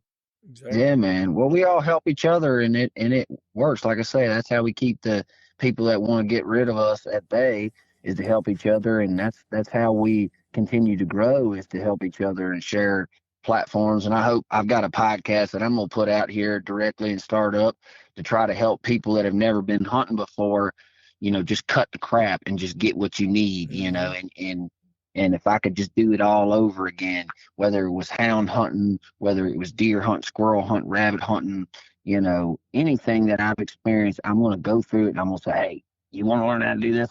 Skip all this crap. Don't watch these videos about the daggum wind and all this stuff. Listen, take your blue jeans, get your flannel shirt, go load your granddaddy's rifle. Make sure you shoot it a few times before you go out there, 3 or 4 days or something. Don't shoot at the same place. Go somewhere else. I'm gonna tell them the real stuff about, like, look, just take this thing, load, make sure it's dialed in. This is how you do it. Blah blah blah. Then go over here and get in the woods and go hunt. Yep. Because if we're doing anything more, we sitting here worried about what direction is the wind. What can I access this stuff from there? Shut up! You ain't never gonna kill nothing if you don't go out there and hunt. And somebody says, "Oh, you ain't gonna." Dude, I've killed more deer than you will ever know. I've killed more deer than any of these fools. And see, that's the thing. They'll be like, JJ don't got a wall full of booners. Yeah, because you can't eat horns. And if you had a tally mark on every hunt club that I'd ever hunted with, and every deer that they'd ever shot over the course of them being a hunt club, you would cry at the thousands and thousands and thousands and thousands and thousands of deer that have died. And people say, that's crazy, JJ. I say, okay, 50 in one day. 50 in one half a day, dude, and on a good day, and we might do that several times a year in this one club, and then we multiply that by 4, 5, 6, 10, 12. We got this club shoots 400 deer a year. This club right here shoots 144. This guy's only 50. These guys, 15 guys right here, they kill 222. And so you start stacking and racking all this stuff together, and you see more. You see more dying and killing in the environment that I grew up in, as far as deer hunting goes, than any still hunter will ever see in their life. And it's so sad that these people oftentimes think that they're the cream of the crop and the best hunters, but they have no idea how an animal acts when it knows it's being hunted. They don't know what the deer's escape plan is. Dude, there's a 90-some-year-old man that grew up around there, down there, and he could tell you exactly what that deer is going to do. And that little 12-year-old boy, he's going to get his first buck. You know what I'm saying? And that's the thing. Somebody can go up there and say, well, I can do the same thing from a deer stand. Yeah, but that deer don't know that you're there. That deer don't know it's being chased. And that element right there, in my opinion, makes hound hunters some of the greatest hunters that there ever will be and ever was, because we know and give the animal a Spartan chance. As much of a Spartan chance and as much of an honor, you have an option. You can escape. Do they escape? They escape. I don't know how some of them escape sometimes. Sometimes it's poor shooting. Sometimes the dude didn't go where, he's supposed to be, or, wasn't looking the right way, whatever. Even the guys that are the best of the best that are shooting 50 deer in one day, out there hound hunting with us and stuff, dude, those they still have the big ones that get away. Still, the deer still manage to evade the dogs. And so it's like there's no argument that can be made that people that do what I love to do in running deer with dogs isn't the ultimate thing in hunting. I mean, it's just the best sporting chance that any animal has. And so with that, I will claim that I can tell you some stuff that a guy that's got a wall full of booners out from and lives in Iowa 1,000-acre farm and, has a giant combine and a, drill planter and all that stuff, and they're all millions of dollars worth of equipment and they're growing a deer. Hey, that's cool. I'm not knocking that. But, we've got things that we can learn from people that do it differently. I can learn from them how to do it in a farming operation. You could teach me how to produce crops a little bit better so that I could grow them if I wanted to grow them. Just like I can teach you what a big buck is going to do when he's being pursued, and I can tell you how that's going to change how you understand what big bucks think and how they move and how and what their goals are. It's like, I don't know. I don't want to get off and do another tangent, but I see it all the time. Everybody thinks they're high and mighty, but yet nobody's humble enough to admit, hey, I could still learn something from somebody else, even if I don't choose to do it that way. So y'all guys with the freaking trophy shed full of booners, I done killed more deer than you have. And there's nothing wrong with that. They didn't all have giant racks on them. But guess what? I ate them, or somebody did. The homeless person ate them, or somebody in my community ate them, and we just need to agree that we all need to support hunting. Come on. Yeah, I mean, at the end of the day, I think if we could all just get to the point where we all respect the game the same. Now we got different opinions on point A to point B, but at the end of the day, like, we all have respect for what we're after. We're not all just trying to kill shit. It's something you respect and you appreciate, and it's a big deal. And it's a big deal for a guy with a bow. It's a big deal with a guy with a rifle. It's a big deal with a guy running a hound. And it's different ways to get from point A to point B. But at the end of the day, we all have the same respect for the game, I think. There are some that don't, but like you said, 95% of the folks are out for the right thing and respect the game and wanna make a better outcome and a better situation with animals and everything at the end of the day. We're not just out trying to kill them off where there's no more of them. Well, we want to do with management minded and all those things. It's at the end of the day, we all respect them the same, I think. Well said. That's what we all well said, my friend.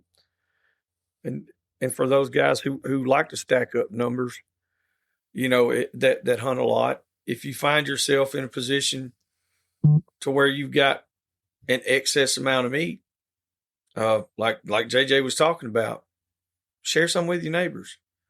I mean, Nate carried some the other day to a couple of different ladies. He was like, hey, deer season's fixing to start.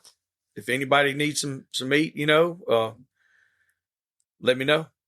And you talk about putting somebody on our side. I mean, somebody that doesn't hunt, but you show up and you are with respect and and can give them some meat. I mean, that's like, how do you make more people on our side than doing that right there? I mean, he made a post on Facebook. Actually, I was like, dang, son, that's like you might be fixing to run out of deer meat if you're not careful. But give me some motivation. No, but that's fine. But it's a good thing, though. But gives you a reason to hunt more. Oh yeah. I mean, like, I helped this one family. I think they have 3 kids, and all of them are like, the oldest one is 3, so they've had like several kids, all real close, and it's just been rough on them, and they have to rent. I think their car broke down, so I was like, having a tough time. And then there's another elderly woman, and she takes care of her grandkids, and she takes care of her sister. And then there's another woman that's actually really close. She only lives like 10 minutes away. Mm-hmm. She just got out of a domestic violence shelter. So I was like, I'd be more than glad to help these people. And I also extended out to the elderly people in the community. If they can't get out there and hunt still, and you was raised on game meat, then like, I'll still give you some just for the remembrance of it. Even if you are, you don't necessarily have to have it. Yeah. I don't mind sharing. That's what it's there for. I love that. I love hearing folks from different places from me say the same thing and just corroborate. It's like, it really is community, man, and sharing with God. I mean, like, man, you say, to kind of honor the person, like, if they can't get it themselves anymore. There's an old man that taught me how to build long guns, and he he sent me out there on a raccoon mission for his best friend, one of these old timers that lived by him that was even older than he was, and couldn't leave the house, but his woman was still in a position to where she could cook, still for him and kind of help take care of him. And they're like, 90 something years old. And yeah, he come to me one day, or I went over there working on some guns with him, and he said, would you do this for me, son? Could you get a coon and then prepare it, skin it up real good, gut it and clean it, and then bring it down here so that we could carry it over there for this lady. And that's a great honor, like I hope that I appreciate you saying that you done that. But in one regard, I feel like personally, from one man to another, the honor aspect of it that you kind of introduced there, it is a big thing, man. Like it's like if somebody was on their deathbed and wanted a last meal, and they're like, I just want raccoon, or some squirrel gravy, something like this. Make them think of it being in Mama's kitchen as a kid. Yep. Man, golly, they sentimental value that, and the job that they've placed on you. Hey, I'm relying on you to do this, son. Oh yeah. Man, it's powerful. And people, if you got a deep love for your neighbor, you do things like that. So I commend you, my friend, for looking at that, looking at those people in your community and helping them, man. Yeah, it'll always come back around too. No matter, you do that and God bless you with something else. Who knows what it is? It can come around really, really big. There, like JJ was talking about, 90-something-year-old man. In this case, Ralph was like 80, 82 or 83 when I met him, and he was still much of a man then. But there was a point in life where he couldn't do it no more. And he asked me, he was like, son, he said, y'all still deer hunting? I said, oh yeah, He said, well, I ain't got a whole lot of land. He's my neighbor, literally 400 yards down the road. He said, I got 25 acres here, and it's all just a hardwood bottom right there. He said, you and your boys, he said, treat it like it's yours. He said, but just every now and then, a piece of backstrap. I said, well, sure. You bet. And when it came time for him to go home, to be with the Lord, his wife was headed out first. And they called me down there for a cup of coffee, and he had the deed to that 25 acres of land and handed it to me. Oh wow! And I said, look, I cannot receive it. I can't take this. He said, well, because not just hand in hand with the hunting part of it, but like Nathan would go down there, weed eat, or help him if you need to do something, move some, firewood, or if you had a tree down, whatever, just helping your neighbor. And that's right. He really didn't have very much family out there, but he had a granddaughter, and I knew, I was like, look, let's hold off on that. I appreciate it. And I'm telling you, man, it tore me up just for them to even think of me as, in that aspect.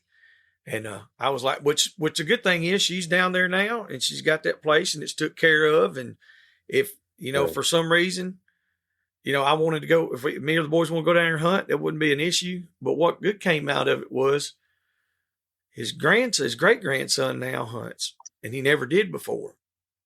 Never did. What was not into hunting, thought it was the stupidest thing ever, and it was a cruel deal. Now he's sitting in all my old deer stands down there. So it's, hey, like you said, just getting a piece of meat, it can take you a lot of places. That's right, man. And I can't tell you how many young folks that was so-and-so's cousin, and they like my music, and they said, I know you hunt with my cousin. We gonna go hunting with them and just see what it's about or whatever, and then to see people light up with joy and remind you of the first time that you ever saw a raccoon up in a tree and a dog barking after you chased him up and down the hills for a mile, and it's really right there, you know what I mean? To have that experience, whatever it is, the deer drive or the, going out there squirrel hunting in the morning with your granddaddy. Man, these experiences is just, they shape people's lives and they can change lives. I just know that I would have been falling into so many awful things that were available to people that were bored in the middle of nowhere. Drugs, crime, just making poor choices. Like these people out there. They always say the devil rides on an idle horse, and it's true. When you're not working, you're not, you don't have things to aspire to. That's one of the things I love about working and training them dogs. It's a process, and always having to take care of them, and always having to grow your relationship with them. That gives you something to look forward to. It gives a man purpose.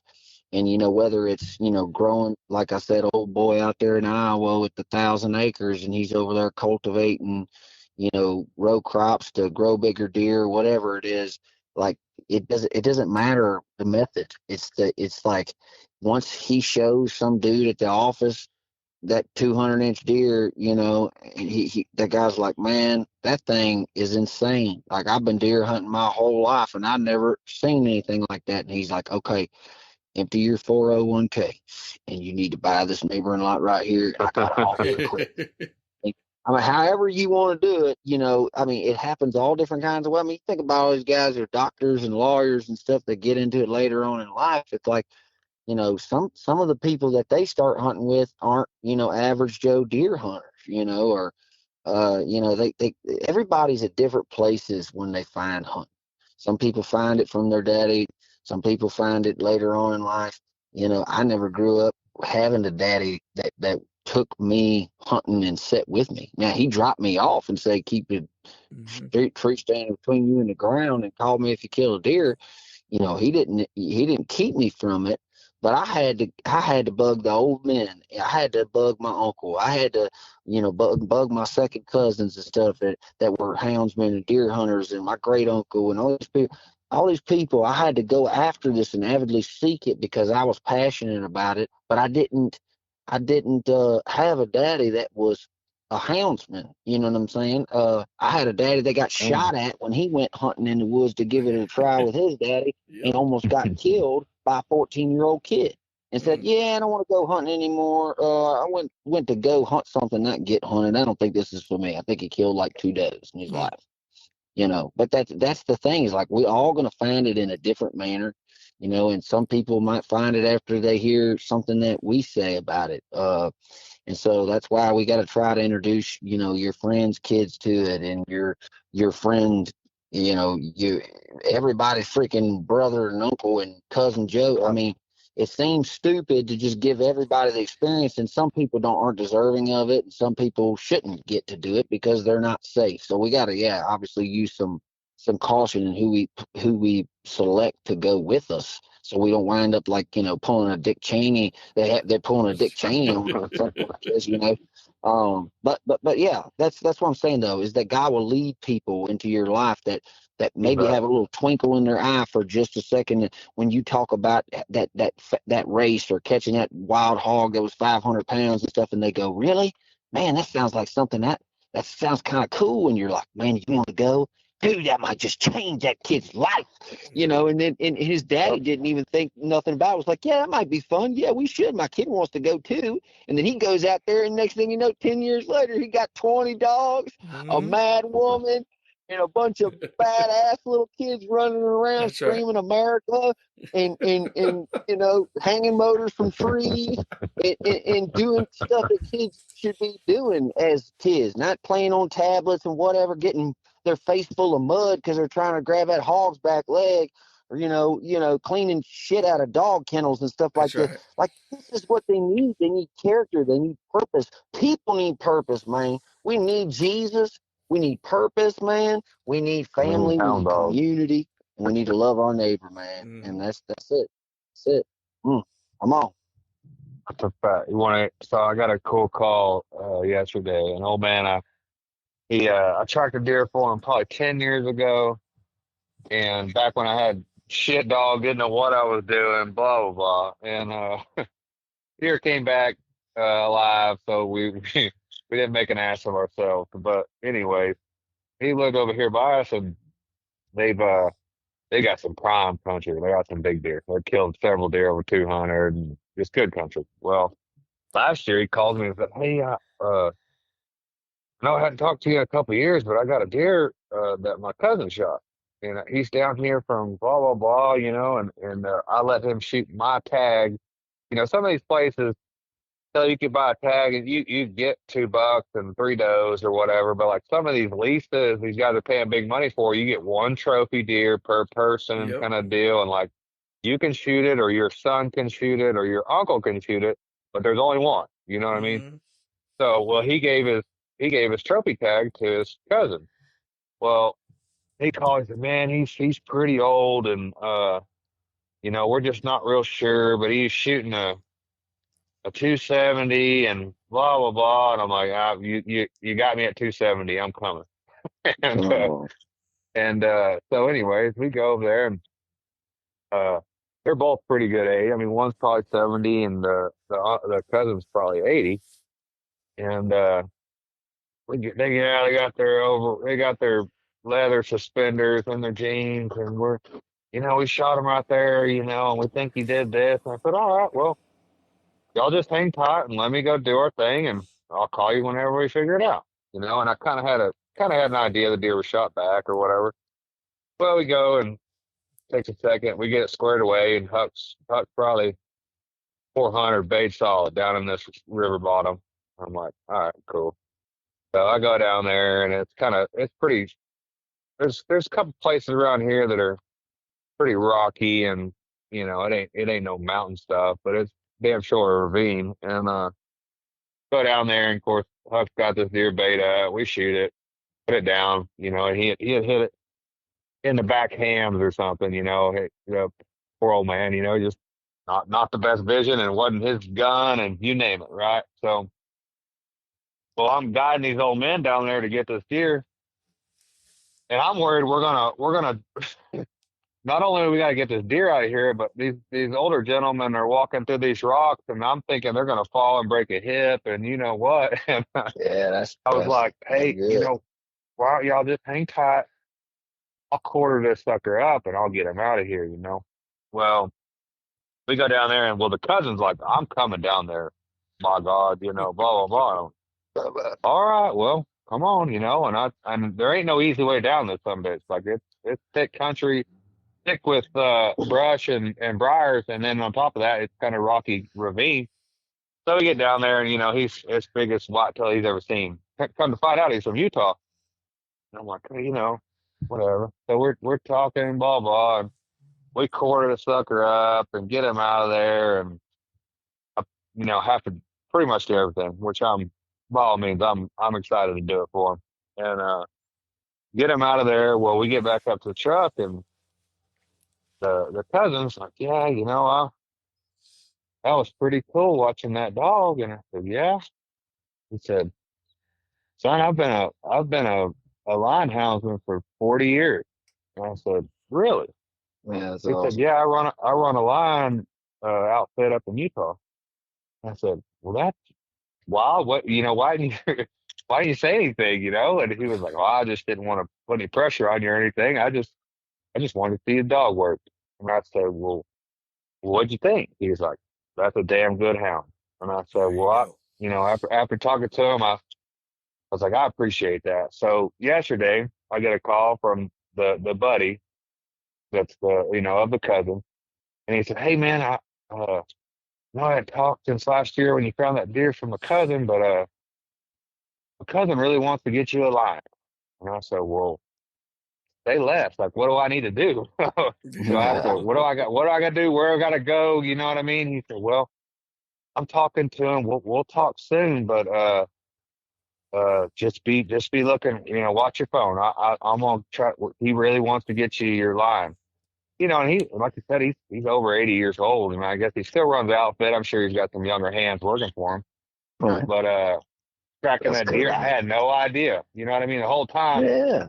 he's probably watching me drop the Humble, dog, thinking man. I'm a little. Yeah, I was just like, it was cool as shit. Well, and then that phone call yesterday, I told my wife, I was like, well, I get to go line hunting. And apparently, of course, the the guy that I know doesn't know really anything about dogs. He's like, yeah, he's talking about some young dog he's got, and I mean, I don't know what he's talking about. Kind of sounds like he wants to give it to you. And I was like, really?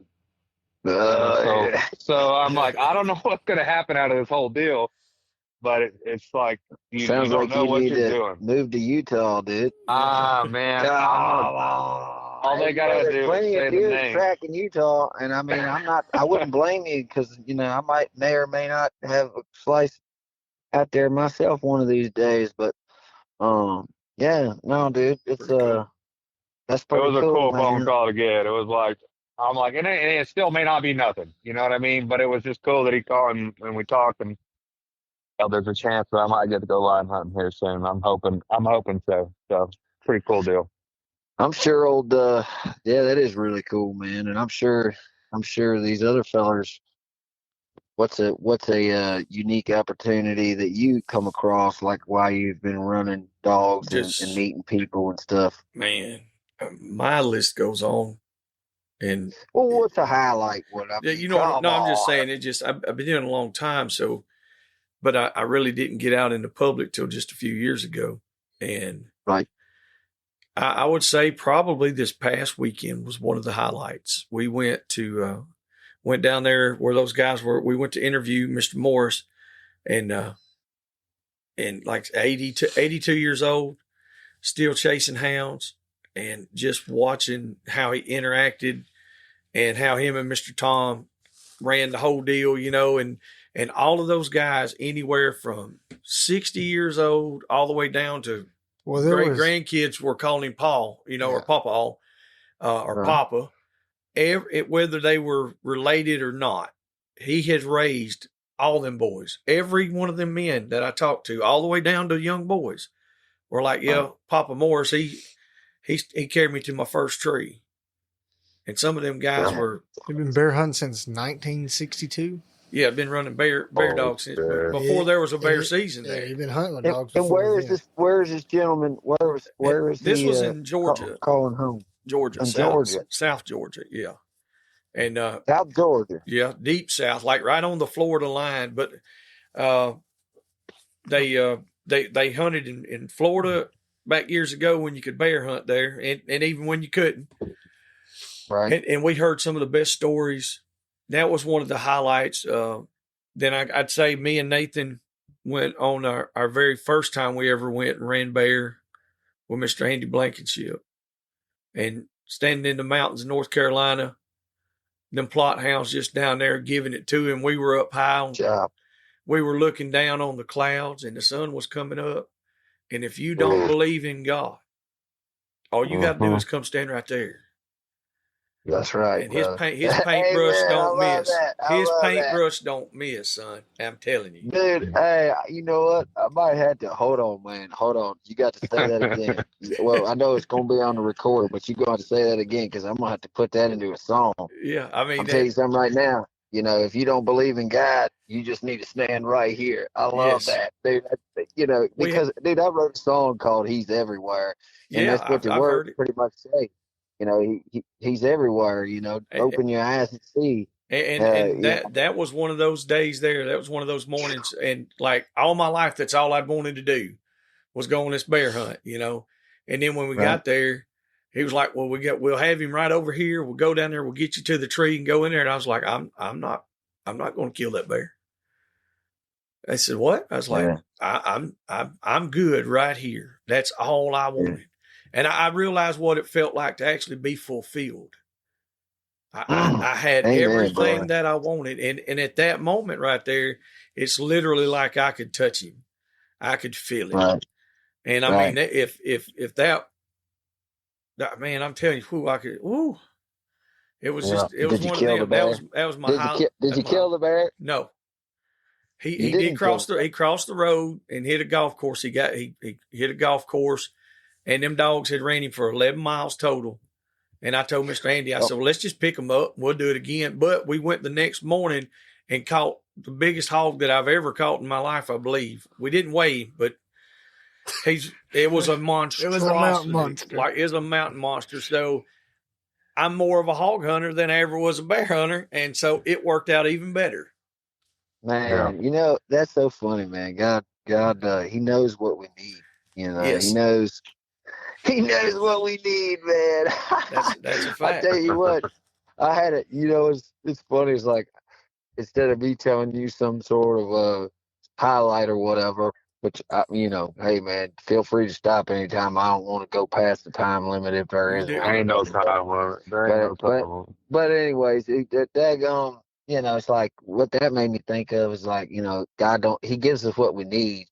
And man, one time I was hunting with a guy that lived in the city, and he made knives, and he would go to these high end knife shows and stuff, and sell all these materials for handles for pistols and knives and stuff like this. And I'm talking about like woolly mammoth teeth that are like sawed across and like stabilized, and like and all these rare woods that you've never heard of and stuff from all around the world. And all these, he called himself a purveyor of unique materials, which I always really thought was I a pretty like cool way of that. saying, I that like that. he made, knife handles and high-end stuff. Because it wasn't that. It's like, I mean, dude, if you saw some of the stuff that the dude makes, anyways. So go check him out, Hawk Mess Customs.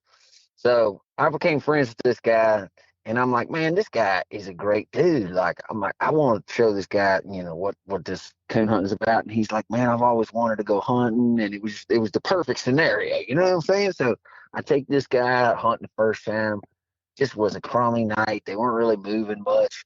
Made a den tree or something and walked his guts out. And I'm like, okay, well, you got a little dose of the struggle, and that means the next time you go, it's going to be a little bit better from up here. He wasn't really discouraged. He's like, all right, yeah, man, like that was still really cool. I mean, I just need to get better shape. I'm like, all right, yeah, cool, man, come back next time.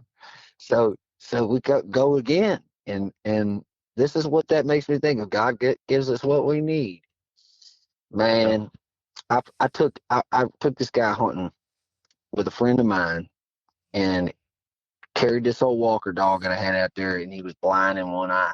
And this dog, he was bad to the bone. I mean, he was this clover bred Walker, and all my buddies that were in this little coon hunting community of my friends over in this region, they're all scared of the dog because he looked like he won every fight in prison and just whooped them all. Like, I'm talking about, he was tore up from the floor up looking, dude. Like, this dog was a fighter. It wasn't that he was like, when I got a hold of the dog, he was just what you would imagine an old country hound to look like. And that, out there on the tree, man, I took this dog, put him in the van, and drove right down the street to the pizza place. And the dog was just shaking in the back of that van looking at me. And I opened that pizza box up and said, you and me's going to be friends, ain't we? And he looked at that pizza. After a couple minutes, he started eating that sausage off that pizza. I said, yeah. And I dumped that dog out, and he treated his coon. And I said, yeah, it's, you all right with me. But so anyways, fast forward back where I was telling you, I'm taking this guy, old purveyor of unique materials, up there on the mountain, would have walked his guts out, man. Even worse than the first time. I mean, even worse. And I'm just feeling so bad. The dog, he's done made 6 trees, and every single one of them definitely had a coon in it because they were like the biggest trees in the whole forest. And I'm like, man, what in the world can't we find a coon on the outside? I'm going, Lord, man, this is irritating me. I mean, we're trying out here. We're trying so hard. I mean, come on, man. Like, you got this guy. He's over here walking his guts out and all this, and he's really trying, Lord. But I didn't want to give up, And the Lord, it was like the Lord was, you know, you got to hang it up, dude. He's done made 6 entries, and I'm over here going, no, Lord. He's probably on top of that squirrel's nest up there. He's probably on top of that squirrel's nest right there. I mean, surely I know this dog don't miss. There's a coon up there somewhere. Why can't he be out here on this limb? I'm going, it's got to be up there on top of this squirrel's nest. He thinks he's slick. So I start shooting, just to see if I could hear a good plop. About this time, Mhm. old Purveyor Unique Materials pops up. He's going, man, you going, like you going to let me shoot the thing? He's coming up the hill there. Man, I sent my test shot in there, and the stuff was flying out the tree and falling all around the dog. Dog was just treeing so hard. I mean, he would have took on a grizzly bear right there if that thing had come down the tree. I mean, that thing was chopping, and I didn't even pay no attention to that dog's blind side. I was so mad, irritated that I'm over here trying so hard and it's not working, because I really had what I felt like was a just cause. I was really trying to get this guy a positive experience, so maybe he would want to do it, and or maybe he would talk about this hunt for the rest of his life and tell all his friends that one time he went coon hunting. No, or a second time, anyways. Yeah. So here he comes. He's coming about to crest the hill, and the stuff falling out the tree, and I realized my heart sinks because I shoot up in the tree once, and I'm going, no plop. He's on the inside of this tree. And instead of just going, well, all right, I'll hang it up, dog, I grabbed a hold of that collar and got in close to him, and that dog thought I was a coon, and he bit me square in the face. I'm talking about Damn. I thought he ripped my eyeball out. I'm not kidding you. And it was so bad that when my buddy saw it, and I felt him crunch my face, I also felt him let go when he realized that I wasn't a coon, because I know that if he hadn't to let go like he did, he would have probably permanently damaged my vision or permanently damaged my cheekbones or face or something like this. I mean, he broke my face. Like, I'm not kidding you. So this dog, he bit me and then let go and went right back to treeing. Like, that wasn't the coon. The coon is up there still. And I'm going, oh my Lord. I look over at my buddy.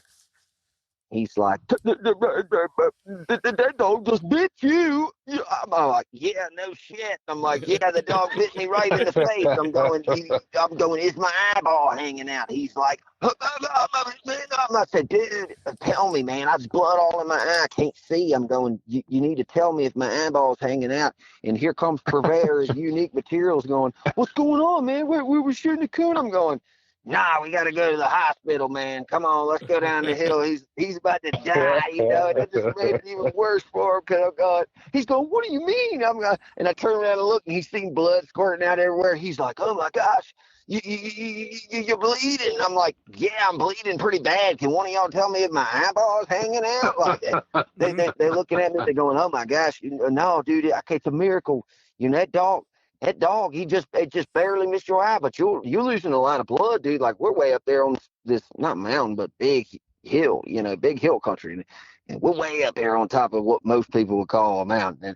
And I said, man, I should have hung it up. I made a mistake.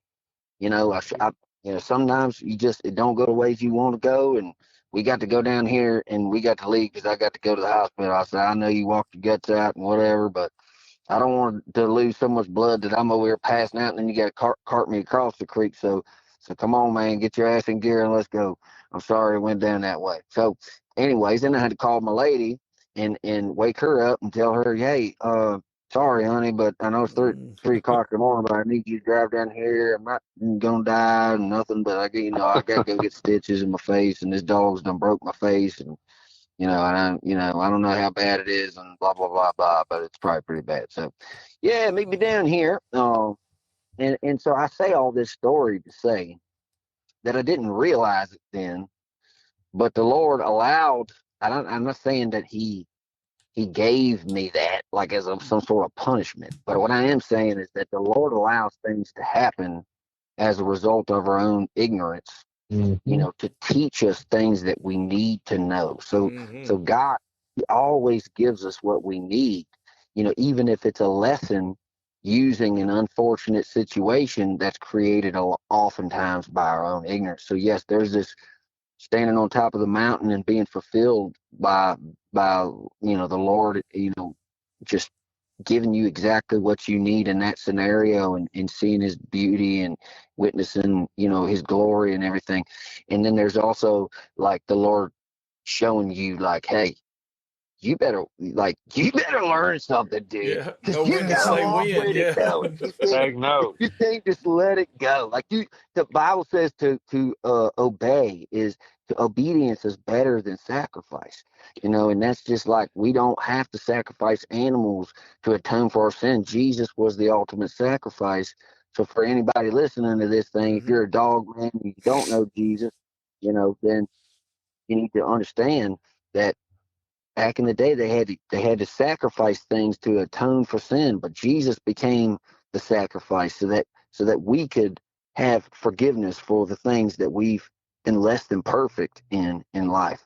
He paid the price, commuted our jail sentence, for the things that we did wrong. And if we would just challenge God and say, Lord, make yourself apparent in my life, then he will show up without a doubt. And when he does, it's going to be up to you to make the conscious decision then, okay, I flipped the light switch and I saw it come on. I saw God Almighty make himself apparent to me now, and I got a chance to serve him and to obey him. And so to obey God is better than to sacrifice all your habits to try to clean up your act and be the best person that you can be and all this stuff. If God says you go help that old lady and bring her some meat, deer meat or something, or God says, hey, don't tell this person that if they're having a rough day because they look down that they can have a hug or something. You just if God says something to you, when you make him the Lord of your life, you need to obey. And he uses all kinds of things, to reveal himself to us and to make apparent what it is that he wants us to do. And the biggest key to all those things that I just talked about is to grow in your relationship with God. And the only way to do that is to spend time with him, just like I'm spending time with y'all boys on the phone here, talking about these hounds and talking about the things that we're passionate about. I've always, but as of late, I won't say always in my whole life because that would be a lie, but as I've made Jesus the Lord of my life for real, I've learned that if I can't bring him into a conversation at some point, it's usually not a conversation worth having. And I've got to be telling people that hey, everything aside, Jesus is the way, the truth, and the life. And it's just as simple as you asking him to make yourself apparent, Lord. And then when he does, you make him the Lord of your life as you are. And he will change you from the inside out. He will spend time with you when you make time with him, and you go to a quiet place and you thank him for the day and you say, Lord, guide me and show me the things you have for me and reveal your will and your purpose for me.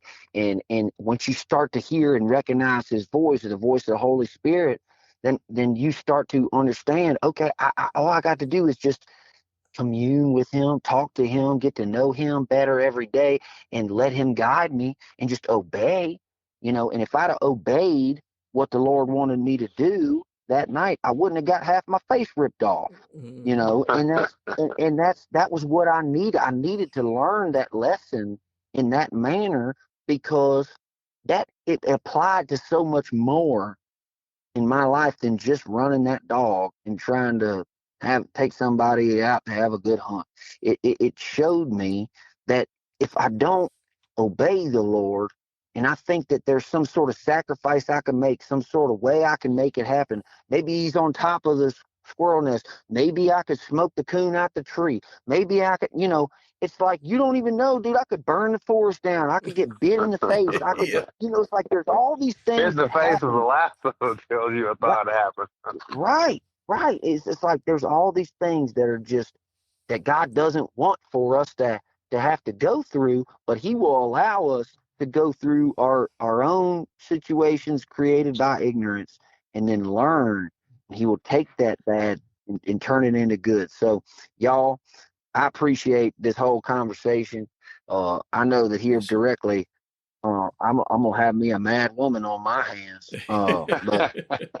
But man, like I said, it's never wasted time to talk about Jesus. It's never a good conversation, really, if you can't insert him in there somewhere. And I appreciate y'all letting me jaw with you for a while and go on about everything under the sun. It's been really fun, man. Yes, sir. Man, it's been good. I really appreciate you coming on, brother. And I hope we can get to go out there and enjoy each other's camaraderie and company in the I gotta woods come one over day. there and run these deer dogs. I know I track deer, but I want to run some damn live deer. Hey, I gotta do this. we're right here in the middle of both of y'all, per se. I'm doing it. Y'all come on. We're gonna be up in Yeah. Tennessee. Hey. We're gonna be up in Tennessee the first week of December, I believe, on a party hunt running some hogs up there. Y'all welcome to go with us then. When is that? I think it's the first week of December. I got you. But anytime, like, y'all come on. Yeah, man. You know, Seriously. when's the deer hound season Starts stop and here it starts where you're at? around Thanksgiving. Yeah, it starts the 22nd, and it should go out. January. I don't know if they got it going out January the 15th or like the 30th or something like that, but they got it like a couple weeks before gun season goes out in our zone, which is February 10th. Yeah, but no, it don't go all the way to the end. A couple of full months. You got about 2 months. We need to make something happen in January when I slow down over here and I can come. We need to do it because I don't know nothing about that, and it's like you hear JJ talking about it and y'all talking about it. It's like I was meant for this shit. I need that in my life. Man, that's all. That's right. You just got out of Texas. I know it.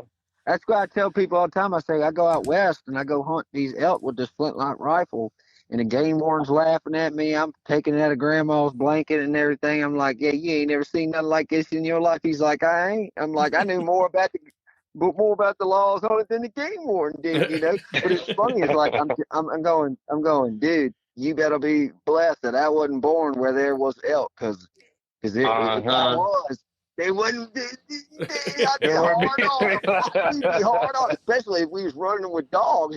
I don't know. We'd have them sewed up pretty good. Pretty bad. Yeah, that's what they don't know. I mean, that's the reason why them guys don't let you run deer with dogs out there in them other places, is because they're scared we go kill them all. Oh, you know? I know. And it's funny though, they don't realize the more that you kill, you know, if it's within a certain threshold, the more that you kill of the right kind of deer, age structure wise, you know, it's or sickly ones that you clip, you know, off of the rest of the force.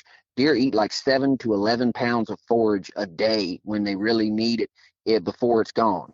You know, and that's why it disappears so quick. You know, other than everything, you know, going to bed for the winter, whatever is available, even if it's daggum forbs or greenbrier or something, those deers are like vacuums.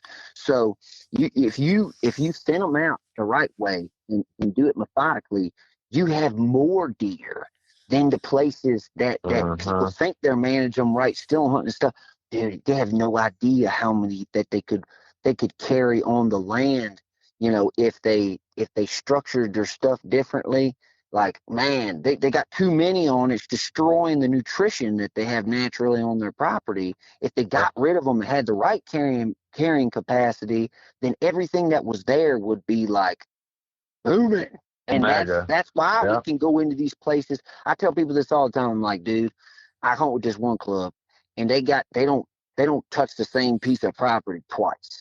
Maybe if they do it twice, it's like because it's just overrun. But they'll go out there to these places and put a trail camera out there in the corner of a field, and there'll be like 40, 50 deer in this one little block or something, and they're just destroying this farmer's crop. They go in there and we'll shoot 30-something deer, 32 deer in one day. I remember this farm a couple years ago was just like the scenario. Shot like 32 deer in one day and then never touched it again. Dude, we'll kill 32 deer there, 40 deer, 50 deer every single year, forever. You know what I mean? And if there's more, we'll adjust if there needs to be more. But if you just do that, and you do it the right way, you learn. It's like most people would never shoot 34 deer off their freaking deer. No. They'd be like, dude, there ain't no way. You know, but as a deer hunter with dogs and hunting in parties, it's like, that's why I say I killed more deer than anybody in the whole damn hunting community, just about even all these freaking old men and stuff, because I didn't pull the trigger on all of them. I'd be done gone to jail. But I'm hunting in a party. And I'm hunting with people where I'm running these deer out. I'm running these dogs in there. I'm training these dogs. I'm feeding them. Everything about this thing is me right here.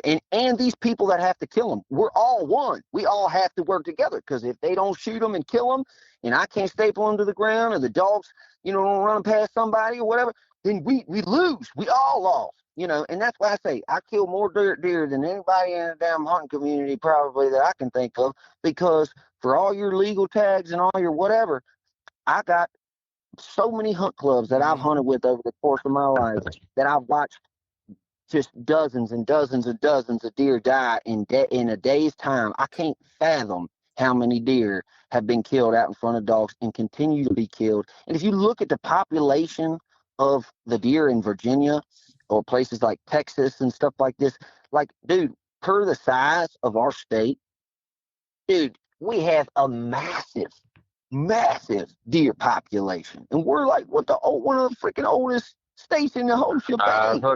Gus, So the it's guy we hard to talked to argue a with the couple weeks ago, we talked to a guy, he's a bear houndsman in Virginia, and he's like, they're a damn nuisance. Like, I wish we could just kill them every day. Like, there's too many. They're on the crops and all these things. He's like, I've been to Texas, and there is more deer here in Virginia than there is there. Like, it's just they're a nuisance. Yeah, well, and like I say, the people create environments to where these deer don't get killed, and then when they don't get killed, then all of a sudden they gotta do something. They gotta either go out there and get crop damage permits and shoot them, and have somebody pay somebody to shoot them out there in the summer, or they're gonna call the people that they don't even really like, the houndsmen, to come over here and clean up. Yeah. But what they realize, whoever's out there, like all these Tyson chicken farms and all these, these big companies that you would think like, they would never let anybody hunt there. Oh yeah, they did. You kidding me? You got none of the right freaking people, and they're praying to God that you can get rid of all this.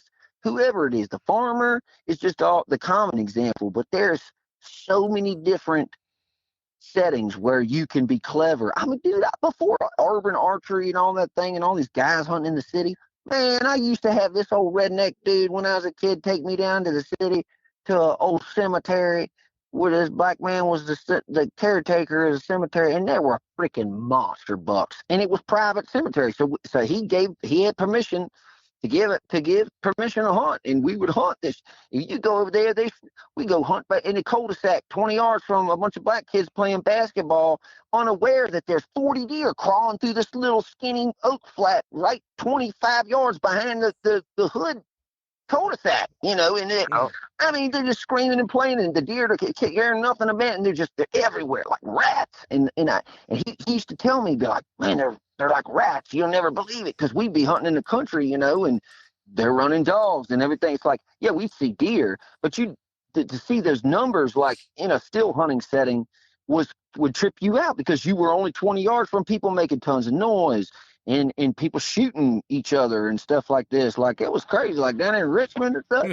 That guy was killing big bucks before any of those urban archery seasons and stuff like that. So it's funny. If you get clever with looking for places that other people look over and trying a little harder than the rest to find an end, you can, man. And if you get those good spots like that, and you get in good with them, and they want you to kill a bunch of them, and you do, dude, you can have forever ground, and not even have to worry about owning it. So,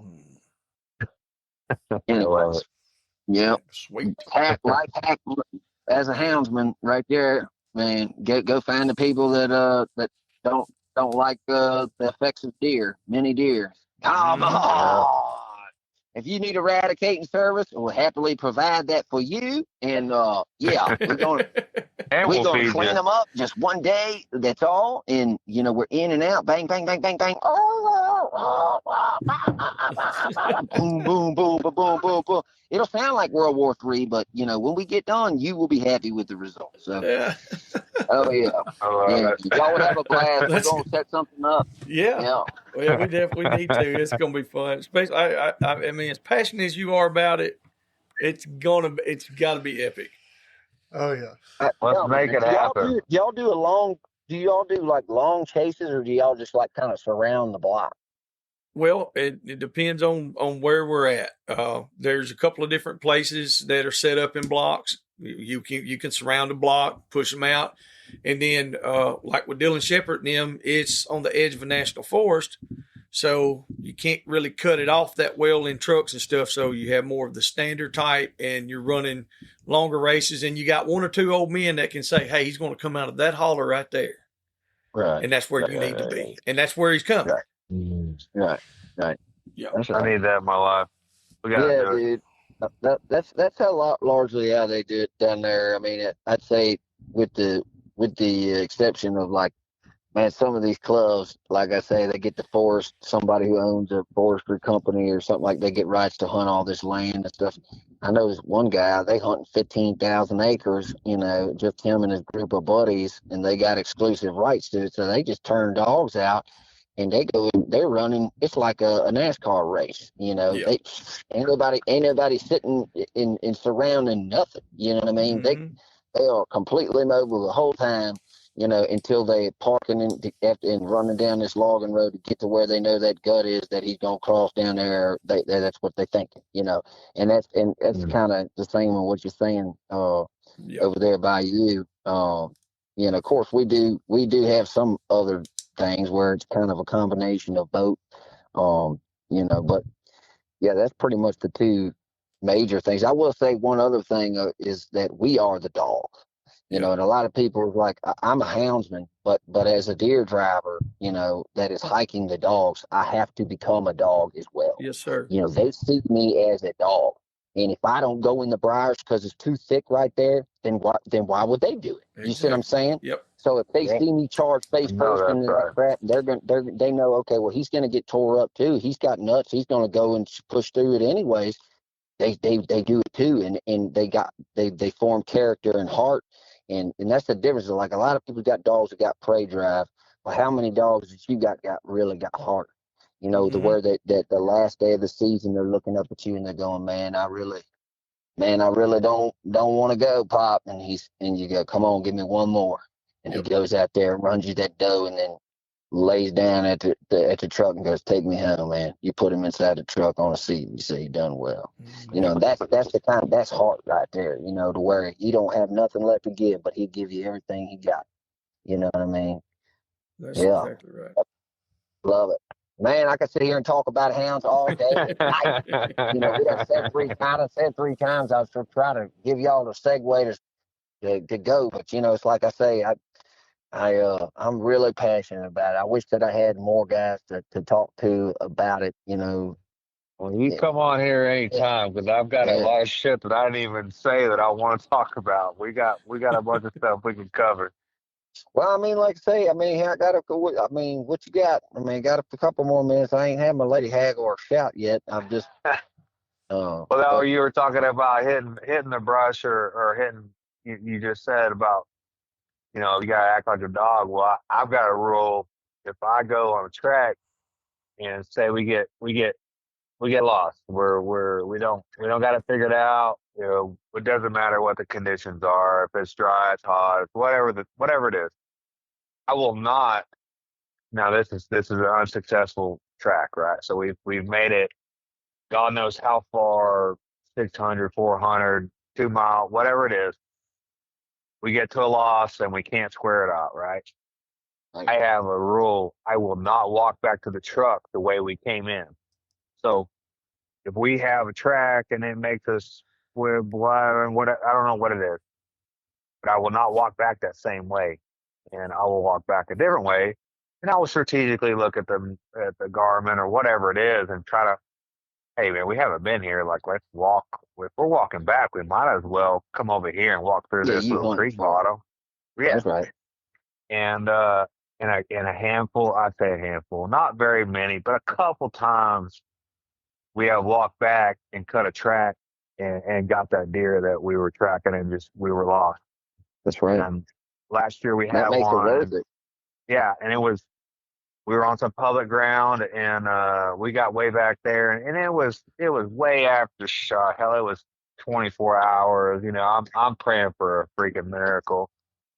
And dog got, you know, he just did what he could do. It was dry and hot as October, and nothing. And we got to this point. I was like, man, when we didn't even really know where the deer was headed in the first place. So it was like one of those deals. You know, if it's a gut shot or something that I know, like we'll make some shit happen. Like I mean, if the dog can't figure it out, like I'm not leaving very many gut shot deer in the woods, but Right. one that we don't know about. It's kind of like, gosh dang, could be shoulder shot where it's got 6 inches of penetration and it's not in there or anything. They could be 3 counties away, dude. Just take that No broadhead big up deal. and shoot it Exactly. out. Shoot, spit it out. Yeah. And it happens all the time. But you know, Yeah. some of those where it's like maybe, blah blah blah. What, like last year we had one, and I was like, well, he ain't here. Let's just make a loop through this little bottom on the way to the truck. And sure enough, we made a loop, and next thing I know, I look down and huck 600 on a trail. You know, and when he goes, if he goes more than 100 yards, it's for a reason. You know, it's not like Right. if he's scouting around within 100 yards, just just kind of drifting around. That's one thing. But whenever he goes over 100, if we're at 200, 300, and it's a straight line on the Garmin, he's trailing something. That's And right. it was one of those deals. Like the rule that I had worked out. I was like, we got to go beat this brush over here just because. And sure enough, he cut a track, and we ended up finding that deer and putting him on a tailgate. And it was one of those. That's We had like just went back. stapling the deer to the ground. Where in our culture I was always taught. When I came in this hunting stuff with the deer hunting with dogs.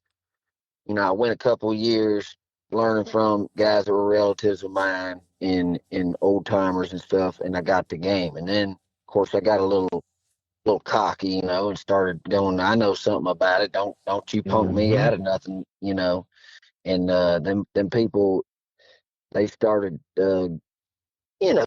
taking some respect, putting some respect on my name. But then I met some guys that were like, "You don't know shit, boy." And I'm like, what do you mean, you idiot? You don't know nothing. And then I found out that the dudes did know some stuff that I didn't know, and that mainly that was pertaining to you are the dog. Because as much as I learned to run dogs and was a punk kid that had a hard nose and tough grit, in my gut and whatever. I didn't understand that you could be as effective almost as a dog in the right scenarios. You could be more effective than a dog if you become the dog, because you can talk. The dogs can talk to each other, and we can talk to them, but not like we can eloquently talk and converse with each other. Especially if you throw a radio in the mix, or what off CV or something. You do that, and oh my gosh, if we're 5 dogs that have been hunting this land our whole life, essentially, and we can talk to each other with radios, like there shouldn't be a deer left in the freaking woods. Like, and these guys, they preach that, and I literally watched these dudes go in there, and we pull up to a block. One time we pulled up to this block, and this dude, he's like, I said, Willie, this guy right here has got come over here and tell the hunt club guy, the hunt club master over here, that we've done got his dog and whatever. So he goes, hold on real quick. He walks over there, grabs up the daggone dog by the collar, calls the number, and the guy said, hey man, we're sorry. We done went through there, we done burned it all up, and it's probably been 50 dogs done run through that cutover. Y'all's getting ready to go walk through or whatever. And we're sorry, man. We didn't mean for it to happen, but we was running next door, and that's what happened. And old boy, he said, listen, he's like, whatever you heard, he's like, he's like, just disregard it. He said, line it back up. He said, you still over there? He's like, we're still over here, but we all done, man. We got the dog tracked to it. He's like, go back in the woods, line it all up. He's like, you fit to see something you ain't never seen in your whole life. And then just hangs up the phone. And dude, we lined that thing up, and I'm gonna tell you something. It sounded like World War III. You ain't never. I mean, I'm talking about 200-acre cutover, We set that thing on fire. 75 yards between every single one of us. Hit the spaghetti noodle zigzag, perfectly flawless line in a line with each other all at once. Every man's randomly going back and forth zigzagging, but in the same speed, essentially presenting the same pressure and just mixing spaghetti noodle and the living snot out of the thickest stuff you've ever seen in your life. And I'm talking about you would never know that they ever hunted this thing at all. They didn't scathe nothing. They killed more deer running back into the woods, hearing all our shooting and carrying on and whatever, just to whatever came out and escaped out of our net, with 10, 12 guys. They probably had 50 dogs. They probably had, 36 guys around the edge of that other thing. I mean, just a dozen guys that became the dog, could just produce that effect. I mean, where the neighbors are killing deer, we're killing so many deer that we can't kill them all, kind of thing. Like that's how you can become, dude. If you become the dog, you can track that deer down. You can hunt him up. That bloodhound, he might not have a chance with the conditions, but if you don't give up on him, you might find the deer for him. And it's like you said, it's like you got to hunt. You got to actually hunt and be. I see too many guys relying on the dog. Too many guys relying on you always rely on the dog. What about you? They taught us the highest echelon of killing one is to kill him in the bed.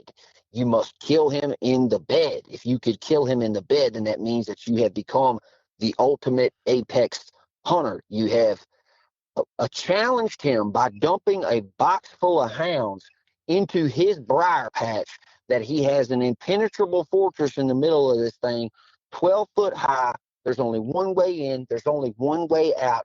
It doesn't matter if you dump the dogs. They will never make it to this buck. The way that he has woven himself into this thing to get and belly crawl and do all this stuff, there is no way this dog is getting into this spot. And he's so confident that he hears you blow the horn. All right, y'all. And then that old man say, y'all been warned. Y'all been warned. Turn them loose. And they dump them dogs out there in the woods. If he didn't hear the truck pull up and get up out the bed and take off and say, I don't want no smoke today. If he didn't do that to begin with, then he has effectively challenged you into a game of rabbit. He's saying, I am a cottontail, and I will sit here until you step on me, because you could walk feet from me and never see me. And if I've got the fortitude to hold tight, you'll never kill me, and I will continue to be the monarch of the woods. So that's what I was taught, is that if you could get in there with a buck that thinks, all I got to do is sit tight, they won't never get me. You can kill that buck in the most highest regard possible, which is to go in there, find his hidey hole, and shoot him before he can leave the bed, or shoot him on the jump. They're both really the same, but I guess leaning a little bit more to the bed. But shooting them on the jump is equal pretty much, because that can be even harder than just stapling. I mean, it is most times harder than just stapling to the ground when he's laying there looking like a little kidney bean going, he don't see me, he don't see me. Oh, yes, I do. Gabow. But it happens all the time, dude, where you step on them, you never even seen them. They was underneath some stuff underneath your feet in a big lap pile or something. And next thing you know, they spring out in front of you. I mean, dude, I saw one time that I jumped up, and I was so hung up, I couldn't bring the gun up. I literally had briars preventing me from lifting the gun up so much to where I'm looking at him. He looks like them old tennis balls you throw at one of them little, what do you call it? That Velcro stuff, and it just catches on it. He jumped into that briar patch.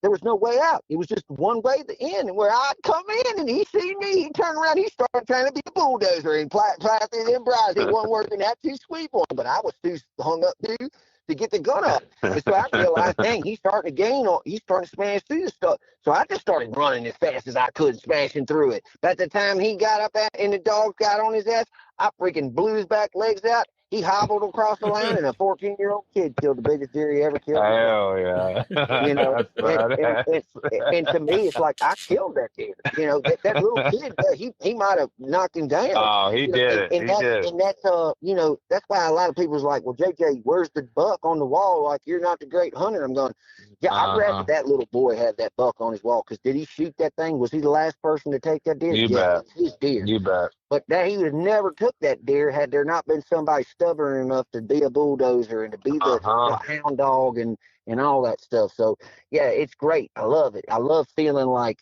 you done something when you shoot the thing. It's nice, but when some little kid or some old man, you know, they shoot that deer and you see the light in their eyes and you going, man, I killed plenty of deer.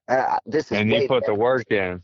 Yeah, and I was able to be assisting to that person in that moment that they'll never forget. I'm like, that was me passing them the ball. You know what I mean? I worked my ass off for this, and they'll never understand how much, you know, I worked my ass off. And I'm not going to mention it or rub it in their face, but it's like when that thing comes out and somebody shoots it and knocks it down, I don't care who it is. I jumped that deer. I got him on his feet.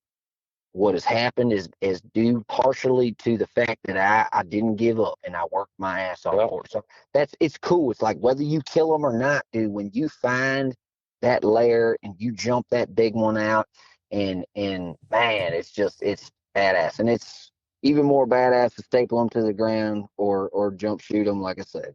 So that was what I was raised on, man. And, you know, it's going to be cool to watch y'all see a little bit of that stuff. It's a very interesting thing. I encourage every single person that gets a chance, man, go out there, hunt dogs for deer if you can, and go out there and try hunting turkeys too. I know there's a couple states that allow you to do it, like Pennsylvania and Virginia.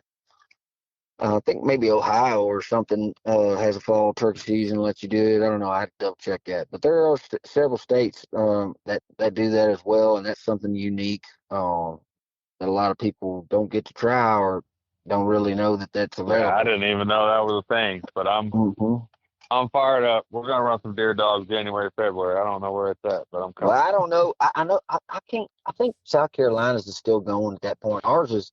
In Virginia, you know, I think it closes out like January the 3rd or something. You might have to meet me in Alabama. I don't know. I don't know. It may. I've never dumped no dogs on deer in Alabama, so that's new. Come on. Let's do it. Yeah, dude, that's the first time in South Carolina I'd ever seen the daggum dogs running on deer that were in velvet. You know, I mean, our season don't come crazy early enough. Their season comes in August 15th, and I'm pretty sure it goes in all the way, like just. You can hunt with whatever you want from August 15th all the way through the daggum. I'm going, dude, why won't I go in South Carolina? I mean, they've been knocking them down for a while out there already. I mean, dude, well, I will say that the one thing that they're a little handicapped in is the size. Not that there's not big deer that come from South Carolina. I mean, them boys killed a really nice one down there when I was hunting with them. It was right after the dog drive. Old boy shot one, and it was probably 145, 150 inches, which is a really nice. Beautiful typical buck. And it looked even bigger because it was in velvet and everything. It was just beautiful buck. But at the same time, like, man, there's some guys killing deer on dog drives that you thought came out of Iowa, you know, in Central Virginia. Like, I'm talking about, dude, Virginia is the mecca as far as I'm concerned, as far as dog hunting and the size of the deer that you can kill while you're dog hunting. Like, man, you might go out to the Eastern Shore and shoot a 185-pound buck that has a 200-something inch rack. And like, awesome. I'm talking about you like, dude, has this thing even hold its head up? But then you might go to the mountains and go 8 miles in and kill one like this old boy I know of. Dude, it scored 204 inches, and the thing, he could set a 30-30 rifle in between the brow tines and out there in the rack of this deer. I have to send you a picture of it. You trip out. I mean, the thing looks like, it don't even look real, but it's so real, dude. It's so real. Anyway, there's big deer everywhere. There's big deer just about everywhere. But as far as dog hunting goes, man, places that you can go and kill like a true giant in front of some dogs. Virginia's the top of the list, dogs. We go get I don't down even kill anything. I just see want to what come happens. see it. Well, I hey, just but want hey, to it'd come be see it. nice if you just freaking killed old paddles and it looks like a moose and you come Oh out of there gosh, palm nation damn! the size of your freaking hands. I I mean, lose that's why my I say I mind. shoot it all. I shoot it all, man. What if it's coming out? We're Oh gonna yeah, shoot it. But at the you same bet. time, it's even sweeter when it comes out. It looks like Bullwinkle. Come on. Yeah. All right, y'all have a blessed night. Thank y'all so much for having me, man. And we're gonna do this You again. bet. This was a blast, man. All Hope right. everybody enjoys hearing all these crazy stories and enjoying. We appreciate it, man. We'll talk to you soon. All right. We'll get something lined up. Thank you, JJ. Yes, sir. Likewise. Thank y'all. God bless. Y'all have a good night. Yes, sir. See ya. Hope you enjoyed that episode. If there's anything or anyone you'd like to hear on the podcast, or if you'd like to come hunt with us, don't hesitate to contact us at dixiedogers01@gmail.com.